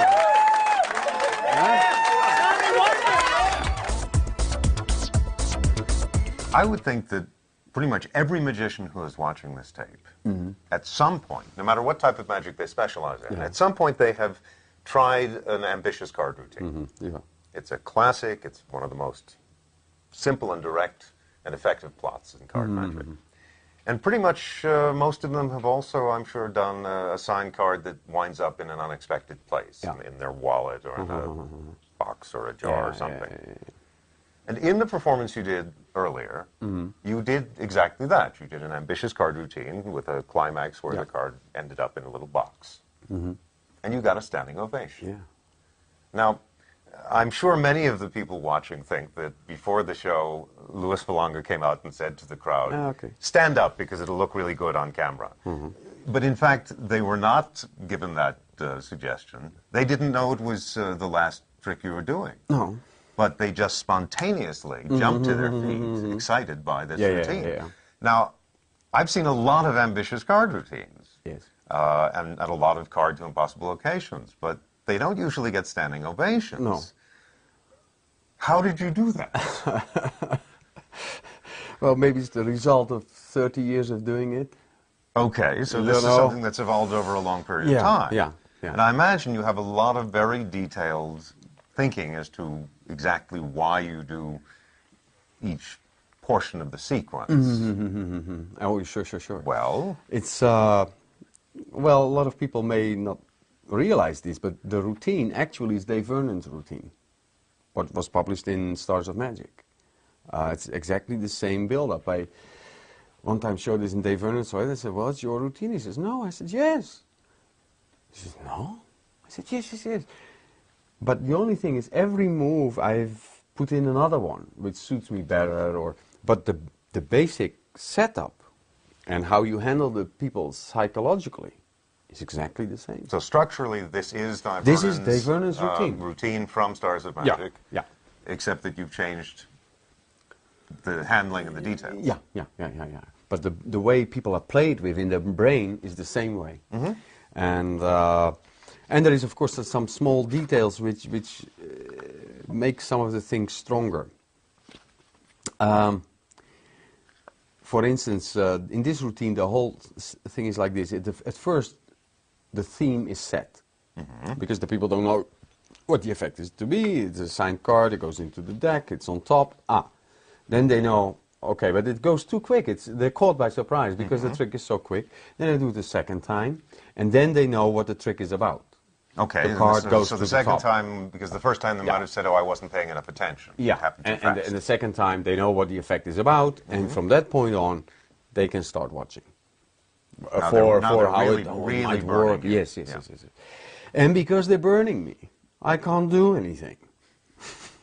So I start to clown around a little bit in a way. I sort of, okay, it goes into the deck, and I know that they are suspicious. You tease them into thinking they caught you. Yeah, but it's almost logical that they think at this point in time, now wait a minute, he's doing it so clean, this cannot be the card. And when you then show that, that gives a relaxation. And then I pretend to switch it, and oh, wait a moment, he did that well, he's clever, but wait, and I saw it, so no. And then it's sort of, they don't know anymore what to, because it seems spontaneous that it's, no, it's not on the top from the beginning. And then I do that it's upside down, which is a whole different sequence, so they have no handle on how to grasp it. Right, because you've changed the structure. Yeah. Anyway, there are a few things which I find sometimes when people do the ambitious card, the card writers do, okay, there it is, now I'll put it in, boom, boom, there it is. They treat it as if it's a nothing. Now, if it's a nothing, then it will be appreciated as a nothing. Why waste my time? Yeah. Sure. So, once, let's say this is the card, they've chosen one of the cards, and they don't know yet what's going to happen, but I keep it very still. I say, look, this card is the important card, and this doesn't move. It goes into the deck, and when I do this, now here is of course this angle for the tilt. I keep it a little bit like this, and then my hand goes like this, so I can move it a little bit like so. And when I do this, hop, it goes to the top. And your sides, when you make that tilt, you're covering both sides. Yeah. So the people, even if they're sitting very sure. close Although by, I must admit that on this side they can't see it so well. But that's okay. No, but the point is they can't see the fake part either. No. You're blocking, Sure, blocking any yes. possibility of the people on the sides yes. seeing that you've lifted a card and they're only placing it under one. Yeah. And do an exposed tilt so that they know what it is that they're not supposed to see. Okay. So I should keep it consistent. This is what they are not supposed to see. So he's the illusion of depth. From here it looks like it's going in the middle of the deck. But when I keep my hand here, you're masking that side, and your push it left in. hand masks that side. And then it goes to the top. Now I hardly move the hand. It goes to the top. I don't touch it. I don't do things or just only this. And I make a pause. And it's on the top. And then I went too fast. Okay. Sorry, it's my enthusiasm. I'll do it slow. Now, you get this problem. I have a double card here, and you have to put it on the deck, and then do this. This is, you don't want people to remember that you put it back on the deck. So, I say, it's very simple. Look, now, it seems it's like a top change with only one card. You don't exchange it, but it's like, this hand goes forward with no card, but it's not clear if I drop the deck. It's psychologically invisible. The gesture has such a logic. Yeah, it's very simple. Look, it's about the middle. So they don't realize it has been on the deck. But also, I put in something extra here. I said, it's not exactly the middle. Now, most people think this way. I couldn't care less whether it's in the middle or not. Go on with the trick, and I want to see that it goes to the top again. And I want them to think that. I want them to be a little bit annoyed. It's not exactly the middle. But that's not so important. And then the people, oh, no, of course, as if they know. Oh, no, it's not important. But I want them to think something else. So I'm planting a little thought so that it comes to the top. It's harder to think back through the whole procedure. They can't backtrack. Well, at this point, they're suspicious. So I said, well, I will show it one more time so that you can see how it's not done. Really, the 3 of spades? It's honest so far? Yes. So the really, and so you know what, I'll even pull up the sleeves. And the whole deck goes underneath like this.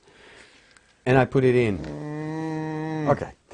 Now, sometimes people go like this, Yeah, you know, all kinds of things. So that's fine. I said, no, it's really on the top. Sorry. I said, if it would be on top to begin with, that would be cheating. And I shuffle the cards so that they don't know anymore what was on top, because I want them to not know where the cards are. I said, but I appreciate it. And then I do this, and I continue like that, and they think, well, that was cleverly done. That was cleverly, yeah. And I said, no. And he is not really trusting me, is he? And you start to play the people against each other. And then, well, you know what? Especially for you, I do it this way. And then they can really see, so you don't have to put your head on the table to watch, okay. And so this way you can see that all cheating is really honest. And they see it's really going in. So this is very clear. I shall look. It's really there. Now this gives a certain relaxation, like, okay, yes, it is in the deck, now what? I make this separation, I take 2 cards more.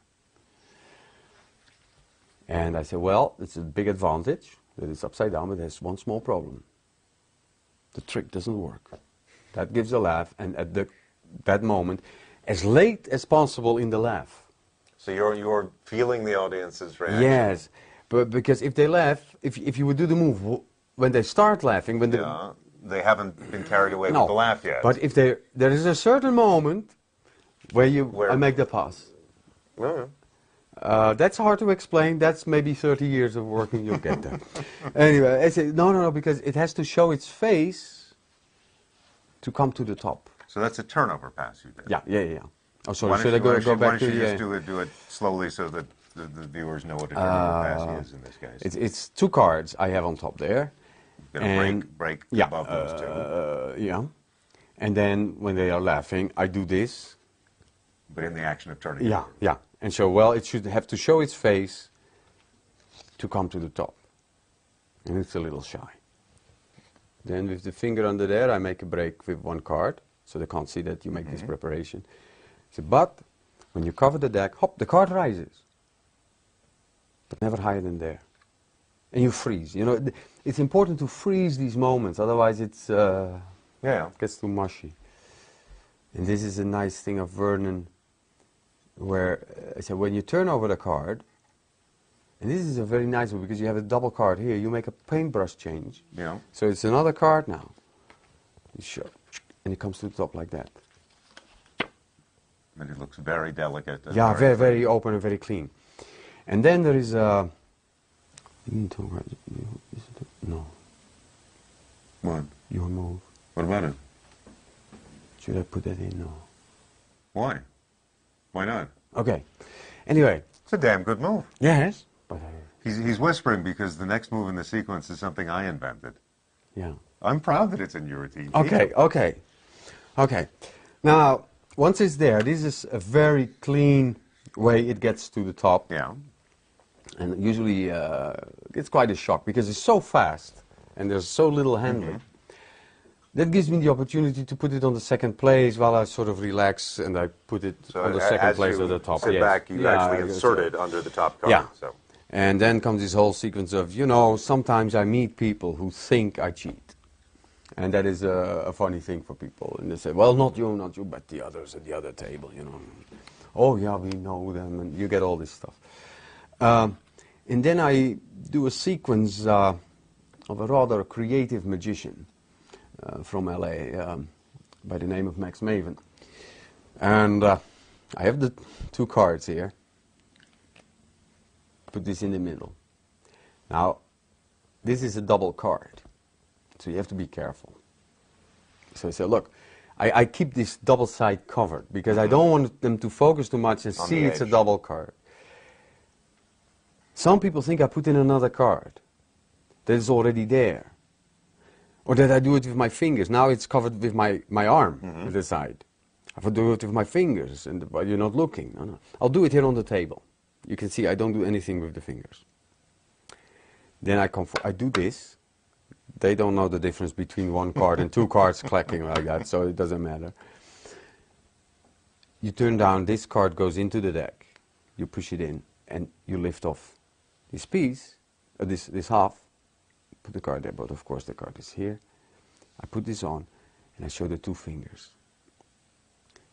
And well, this way I cannot cheat, etc., etc. I'm not going too fast. No, you're not going too fast. Okay. And I tell people, if you watch the side, you can really see it go up. If you see it go up, sometimes they say, yes, there's finally one who believes. If not, they say, well, neither did I. And there is the card. Now, that's basically the ambitious card, what I do. The thing with the box, which finishes it, there is, I saw this the first time from Fred Capps in a lecture. And the principle is very simple. There's a card folded in there, which is underneath a thread, so it cannot fall out. It always stays in there. And the card basically is folded and you pretend to take it out of there. Let's talk about a couple of things, a couple of technical things first, because there's an awful lot to say about this. When Fred did it, was the card on a thread or was it glued to the bottom? It was on a thread. It was, so even when Fred did it like that, it could jiggle. Yeah, it could jiggle a little bit.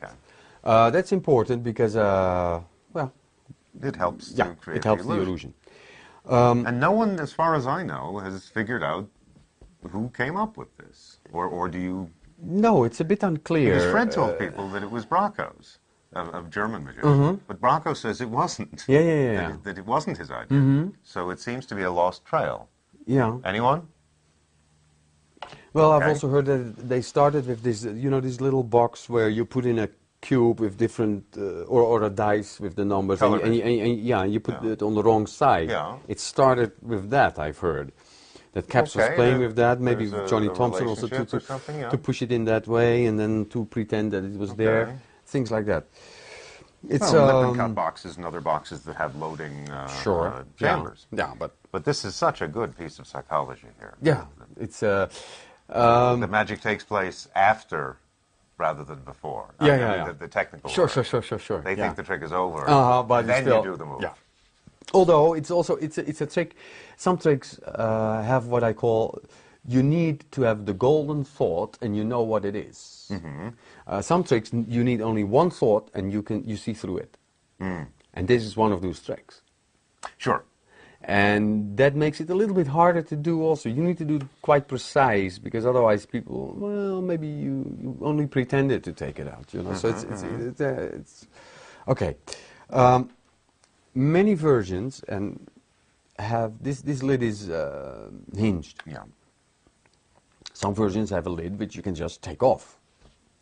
And that's very problematic, because if you take off the lid, you make this shuttle pass type thing, then you have this box which you cannot turn your hand, so you have to take the lid and put it underneath that way, which is a bit hard.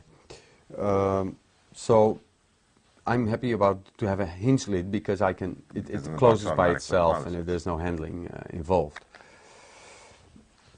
Let me just fold up a card for the time being, and I'll show you the card fold later. So basically I have a card folded here. Because of the lid, it has this dome shape. That helps. And when you do this, it's like a hand. Okay.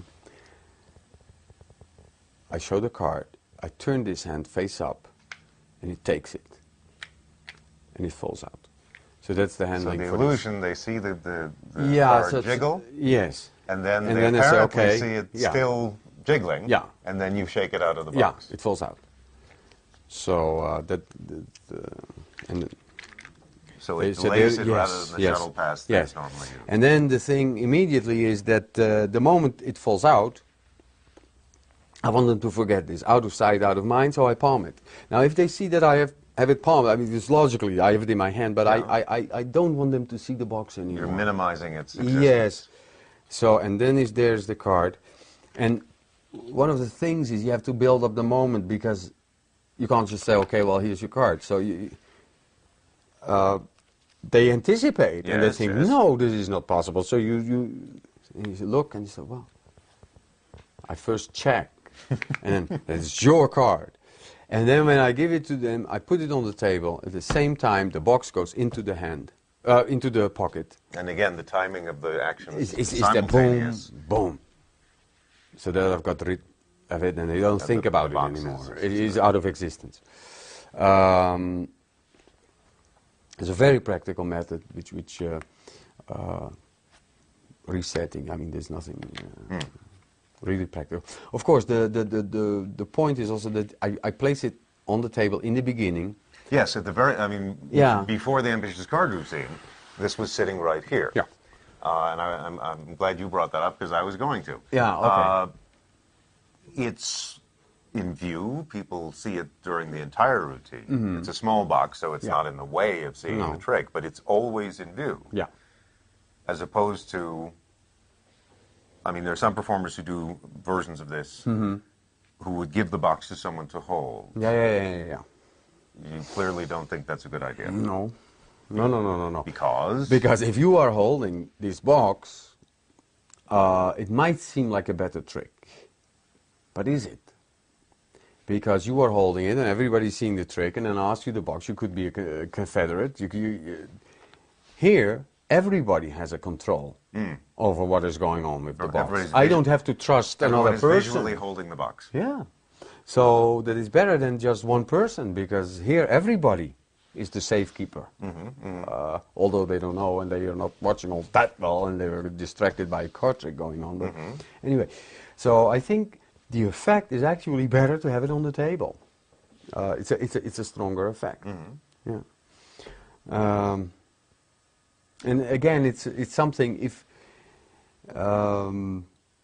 with some impossible occasions, let's say the card vanishes and then you take it out of your wallet or things like that. I'm not saying it's wrong, but again, it's an element which is introduced which I didn't know about. But here, it's introduced, so it doesn't fall out of the blue sky, out of nothing. It is there, I know the thing. Although during the trick they forget about the box. But eventually, oh yes, it doesn't come out of nowhere. So I think that's a little better. Yeah. Well, I suppose we should talk about the way you fold the card. Yeah. Because the most standard method for folding a card quickly and in front of the audience without them knowing it is the Mercury card fold, which is in expert card technique. But that's not what you use. No, because I get three folds. You get a smaller package. Also, you know, if you have a card, if it's folded smaller, it's more effective. If the box is smaller, it's more effective. It's more cute, like you know, puppies, small. No, because if you only fold it in 4, okay. Yeah, this is cuter. But smaller, it's cuter, and it also seems like it would have taken much more work. So how could they not see you fold a card into 8s? Sure, I must have been out of the room or something. Yeah. Basically, what I do is you hold the deck like this. This is the beginning position. Now the thumb is extending here, so you're not holding it this way. It's really going down. Deep into the thumb crotch. Yeah. Oh, I should say before. When it comes to the top here, I give it a little beginning. So you to make life easier. You prime it, okay. And then there's another thing. When I grab the deck, I'm sure to leave a couple of cards on the table. Then I fold the card, and I continue taking the cards off the table. So, just in case that wasn't clear to you, he folded the card already. Yeah, it's folded. But the thing is, if I take the deck, it's a finished action. And now they look at you what are you going to do now? And okay, I know I'm chatting with the people, but I take this, and I'm continuing. So the action is not finished. So it's a rest period. Yeah, because it's buried in the taking of the deck. Yeah. I found this by accident because I always took the deck like this, and one day I did this, and a few were left, and I had folded my card, and I noticed that the trick was stronger. Because the audience had no reason to be paying attention. Yeah, this was something I found by accident. So I always try to leave a couple of cards to be sure that to bury it in the hole.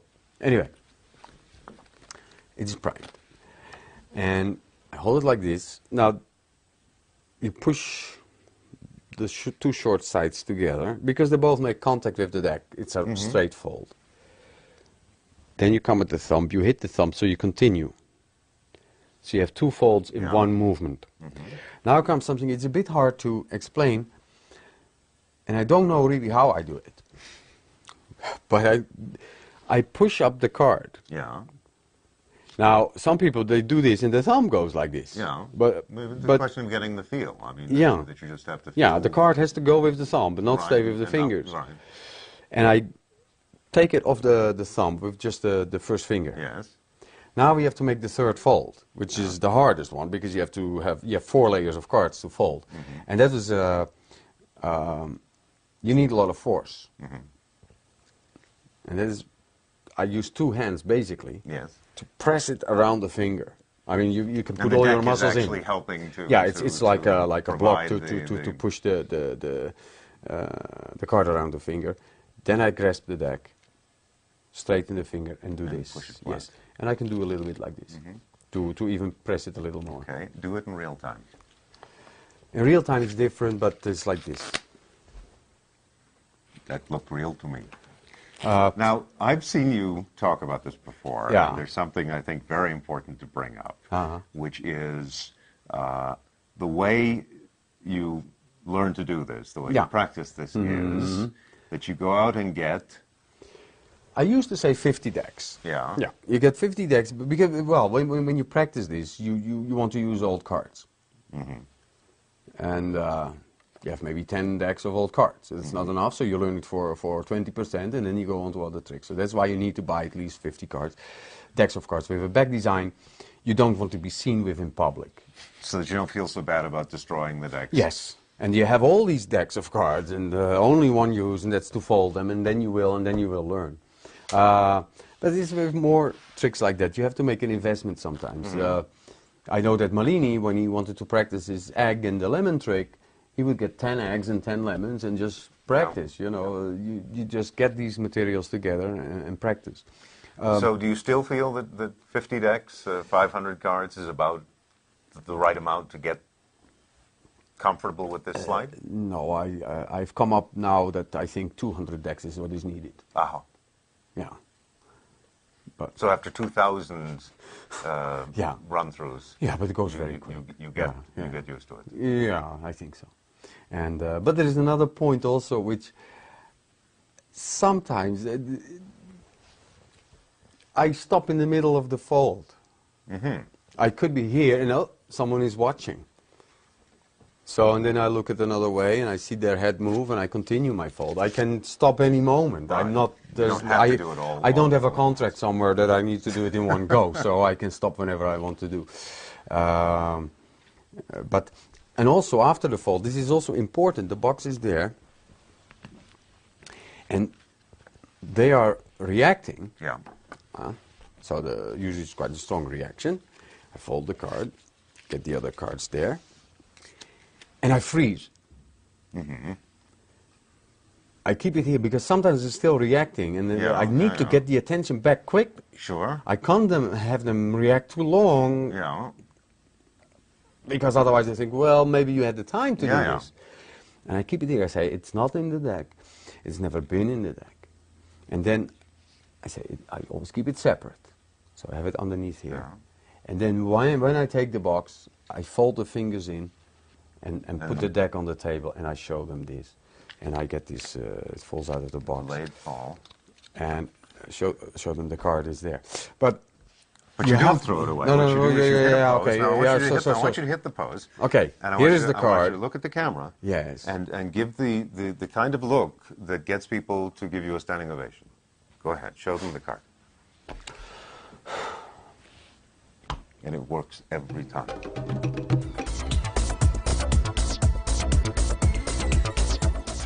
Another great effect, Professor, from that Stars of Magic series was ambitious cards. Now, Yeah, you well, admit you're not the now first to do that double turnover. No, but now listen, let me tell you, the ambitious card. I did the ambitious card overseas in the Philippines during the Second World War, and it happened the first time I did it, that I asked somebody to name a card. I don't have them select a card because people get tired of saying, take a card, take a card, take a card. So in my opinion, if you're doing tricks for a lot of soldiers or people in the army, instead of saying, will you take a card, or will you peek at one, will you peek at one, will you take one, is to have somebody name a card. Name a card, and they name the Jack of Hearts. When somebody might say Ace of Spades, they name a card. You take that card out, and that's the only card you have selected in a half hour's entertainment. You don't have any card selected, because it's very tiresome. Say, will you look at, will you take a card, will you take a card? So I had the Jack of Hearts. They caught the first place I worked in the Philippines, and I forgot which island. I think it was on Okinawa. One of the islands. I did a show over there. And they asked them to name a card. They named the Jack of Hearts. Now, I went all over the Philippines. I went to Leyte and Manila and all the different, and Cebu and all these different islands. And every place I'd go, the first thing I'd go in there, hey, you're going to do the Jack of Hearts trick. You're going to do the Jack of Hearts trick. All over the Philippines, the Jack of Hearts trick. It could have been the Nine of Diamond trick. Could have been the Deuce of Spades trick. But that's how now that trick became my trademark, the Jack of Hearts trick. And I could have used any card. But I can make that entertainment for, well, here, I'll just give you an idea, a rough idea. This might be interesting. I mean, I can't do it because I got a thumb here. I squeeze it, it goes into a point. It's there. There's no, but here, let me show you. I'll use the Jack of Hearts. I won't do it well, but I'll just show you what I mean. I think it's good entertainment, especially for a lot of soldiers, not for a lot of, we have the Jack of Hearts. I say everybody, anybody who's seen card tricks knows there's certain things you can do with cards. You can manipulate them. Now, this is known as manipulation. If you put a card in the center of the pack like that, you put a card in the center of the pack, and I used to riffle the, I can't even do it. Now, I'd riffle the cards, the card comes to the top. Now, I'll do that again. I'll do it with the card face up to show you how it works. And you say you do this, and you do this. It doesn't matter how well you do it. Now they laugh. Now you come over and you make a top change. And you can even do it badly. It doesn't matter. You put the card in, and you say, now watch. See, it comes to the top. Now here, there's been no entertainment so far, just showing how clever I am, you might say. Now here, this is where the entertainment starts. I say, now remember that the keenest eye in the world can't follow this move. Now what? You have to say that. You have to say, well, the sharpest people living can't follow this move. Now watch, the Jack of Hearts. Now watch this. I'll put it right in the center of the pack. Now, right away, everybody, they all scream. They say, I saw what you did. I said, I haven't done the trick yet. I'm going to put it in and bring it to the top. What do you mean? I saw what you... I haven't... Look, I'm not doing a thing. I haven't touched the card. Show us the card. I said, what do you mean? Turn it up. So I'd turn it this way. No, turn it over. And then some guy would say, show us the top card. Now I'd come like this. I'd go like this, see? Now they'd grab the card out of my hand. And then finally, they'd say, turn it... Oh, you mean this way? Now I turn it over. Now, during the laugh, I just do a very bad move. I do that, and I'd say, "Do you see it come up?" And they, oh, I caught it that time. I'd say, "Well, you didn't catch it because it went down that time." I do that. See. Now I take the card. I can't do it with my thumb. I say, "I'll put it in there like that," and I simply say down, and it goes down. Now I'll do it again. I take the jack like this. I deliberately pull it back, and I go down this way, and I say, "No, this time I'm going to make it go to the bottom, not to the top, to the bottom." And then some guy said, let's see you bring it to the top, because they all... I said, no, I'm going to make it go to the bottom. Well, they say, it's already on the bottom. I said, how can it be on the bottom when it's sticking out?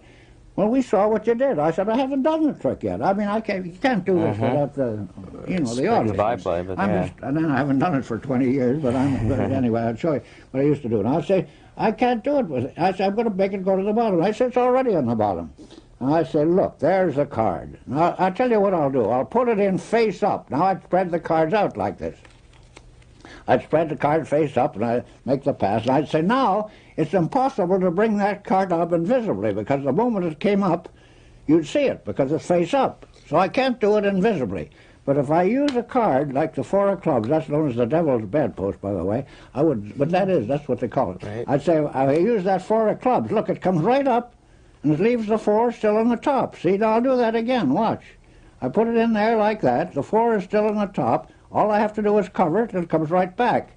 And I'd say, are you paying attention? But this used to fool them. Now I do it again. I'd say, now I'll put it in there like that. I'd do the pass. I'd say, now look, I can't do anything with my hand now. I'd say, I'm going to bring I'm going to bring it right here where the six of spades is. Now watch it very closely. I have to cover it, naturally, because I just do that. Look, and the card comes back again. Now, the last part was this. I'd say, here, you cut off as many as you like. Now put them on top and hold it firm. Hey, say up, say up. Up. Take it off yourself. Look. But I mean, that was I left out some of the gags and things. Yeah. But in other words, I can excite a lot of guys with it. Otherwise, if you just do a nice clean double lift, everybody says, well, he's pretty good. He must have practiced a lot, but there's no entertainment value in it. You know, they admire your skill, but you've got to entertain them. Interact with them. Yeah, you got to. A lot of I can't do it. That's still one of the strongest layman tricks ever invented. Yeah, but I used to always get the toughest card player and always ask, where's some guy around, a good card player, a guy who knows something about cards. I didn't care if he was a cheater, second dealer, they'd bite on all that stuff. You see, when I do the first change like this, it didn't have to be I'd say, here, watch this. Wait a minute. When I do the first top change, I mean, I do it very sloppily, perhaps. I mean, even if I did it like this, it didn't matter. Right. Because I do it so fast, I'd say, see, it came up. Now, even if they saw that, well, because the next time when I do that, I don't do anything. Now they bite like a... I say, wait a minute, don't grab the card. Let me... I can't do it if you're grabbing the card, but... I used to get them to scream and holler and everything, just because it was... And I always used to do this when I do tricks for those guys. I'd say, now, you see this card, the Queen of Clubs? You see? And I'd put a card, do that kind of thing. They'd all, you did... And I'd really put the card down. And then when I wise guys, I'd always do this, too. I'd say, you shuffle the cards, see? And they'd reach out from my hand. I'd say, well, what's your name again? No. But I'd give them all stuff they knew, but I wouldn't do it, Yeah. Well, another important point is the simplicity of the plot. That's right. It goes in Simplicity. and comes That's to the the greatest top. thing, simple things. When Derek Dingle went on the Cavett show with me, with Doug Henning, he just did the pass 3 times. He showed his card, and he put it in the middle and brought it to the top. They got about 200 letters. They said that was the greatest magic trick they'd ever seen done. No, people wrote in, and Derek Dingle still said he saved some of the letters. People wrote into the station. They understood it. You took a card, put it in, he did a nice pass, that's all he did. He did other tricks. He did the card warp, and he did some coin tricks, but they didn't comment, just on the pass. Because the public wants something simple they can understand. Professor, just for the sake of the tape, to make it more complete, just to explain a few of the moves you use in the routine. One of them was where you said that awful move, but that's where you bring it to the bottom. I do it that way. Well, you see, a thing like that, it doesn't matter. The first time when you do the thing, I mean, you pretend to, well, I'm out of routine now. I don't remember what part that came in. This is the move to take it to the bottom where they think it came to the top. Yeah, where you push with your first finger, I think, and you bring it up to the top. And I do this like this. No, wait a minute. Wait. It's got to be in the right place, because otherwise it doesn't mean it. Oh, yes. When I put it, after I keep bringing it up, then I say, well, here, I'll do it face up. And I do it like this. I make this very sloppy. I go with a clumsy move like this. And they say, I saw it come up. Everybody said, I saw it come up. I said, how could you see it come up when it went down? I mean, in other words... But just technically, in other words, you're pulling with your first finger. Here, in other words, here, now I know what... Here. Well, anyway, here we use this jack. But when I put the card in like this, and I do this it's a bad move. Of course, some people think it's a good move to take the card and pass your hand and palm these and then push it in. But it's a weak move. But if you do that quickly, you've been making it come up, and I'll say, I'll do it once more for you. And you show the jack. Now you do this, and it looks like a slap. They say, I saw it. They always say, I saw it come up that time. And I say, you saw it come up? And I make them say, yes, I saw it come up. I say, how did you see it come up when it went down? Yeah. See what I mean?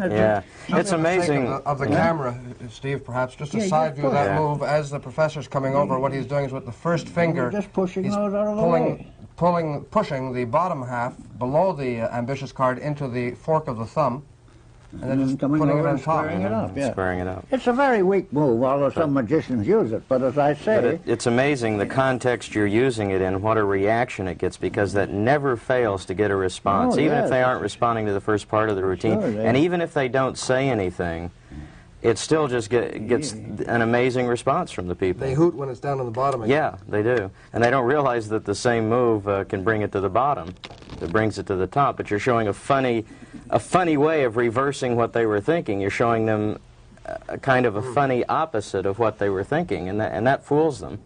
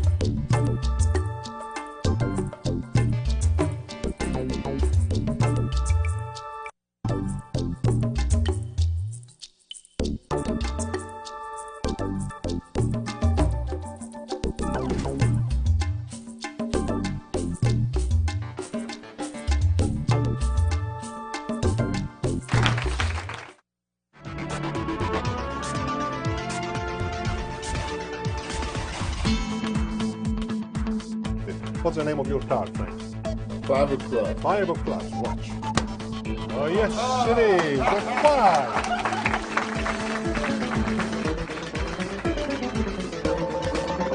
5. Do you have a good imagination? Wonderful. Imagine that this is a regular deck of cards. No, no.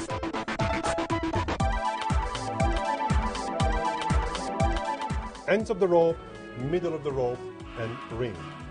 Nothing happened yet.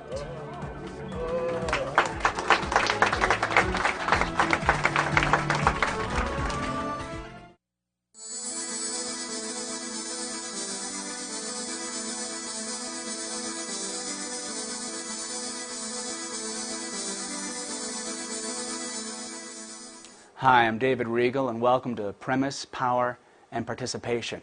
This series is really about the other real work. By that I mean, well, when we talk about the real work, more often than not we're talking about the technical demands, the technique needed to perform an effect in magic. The other real work is the presentation of the effect. Once you've reached a certain level of technical proficiency and you're as good as the other guy, what's going to separate your performance from his? The way you present the magic. But it's not often explored, maybe because it seems kind of overwhelming. Where do you start? Well, I'm suggesting you start with premise, power, and participation. As good a place as any to start evaluating what your objectives are in your magic and how to achieve those objectives. Objectives which, by the way, will probably be different from mine because we're different people. I hope you find lots of tricks you enjoy in these volumes. I hope you find lots of presentations you can use. But more important, I hope you discover a pathway to better achieve what you want to achieve with your magic. Premise, power, and participation are certainly not mutually exclusive, but for our purposes, we're going to deal with one element in each volume of this series. For this volume, I've selected effects and routine effects so we can best take a look at premise.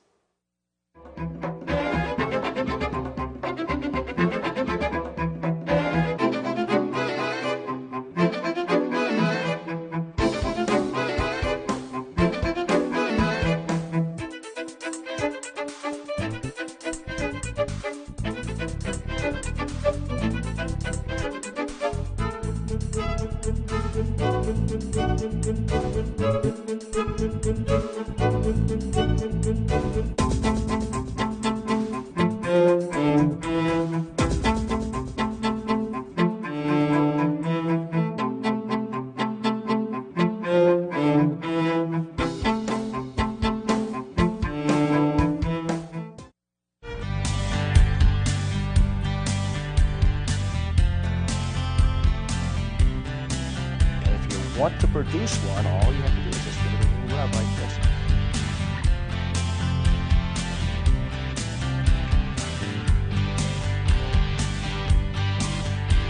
Cards, as I'm sure you know, are for making business, and business is for making money.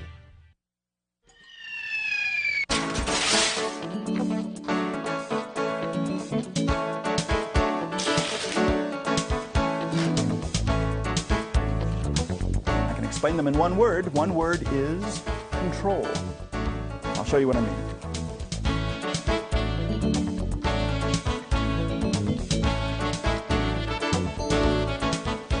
The ambitious card. It's a classic in card magic for a very, very good reason. Well, for many good reasons. First of all, the effect is extremely easy to understand and easy to follow. It transcends the language barrier. Anybody from anywhere in the world could understand if you place a card in the middle of the deck and a moment later it's up on top. It must have happened by magic. That's a good thing. Another thing about the ambitious card is that it's extremely versatile. You can do it for one person. You can do it for an audience of 100 people. You can do it up close. You can do it completely surrounded. You can do it table to table in a restaurant or in a bar situation or strolling magic at a cocktail party. You can make the routine as long or as short as you wish. In fact, I usually do it like a jazz musician playing jazz. I know how it's going to start. I always know how I'm going to finish the routine. But in the middle, I sort of improvise a little bit. Well, maybe improvise is not really fair. I know the pieces individually, just when I use the individual components, that part I sort of make up as I go along. That's part of the fun of the trick. Once you understand how it's done, you could sort of weave in and out of different methods as you proceed with the routine. In fact, the routine that I demonstrate sometimes is different from the routine I explain, so I wanted to explain this first. What I'm going to do in the explanation a little bit later after the actual demonstration is I'll take it step by step all the way through till the very end. Different ways you can finish the routine, and I'll explain them all. So are you ready for a live performance? All right, let's go.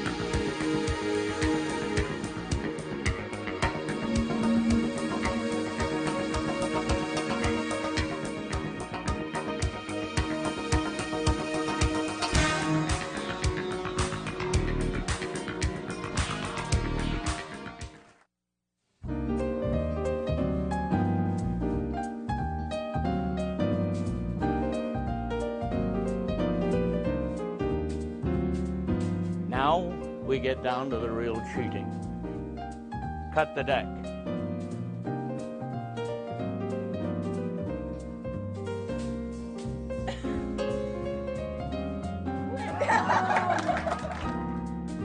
I want you, sir, to select a card. I picked on the ladies all this time. You mean you didn't trade cards with him? Then how would I have yours and you're holding his in your hand? Now that is what you call magic.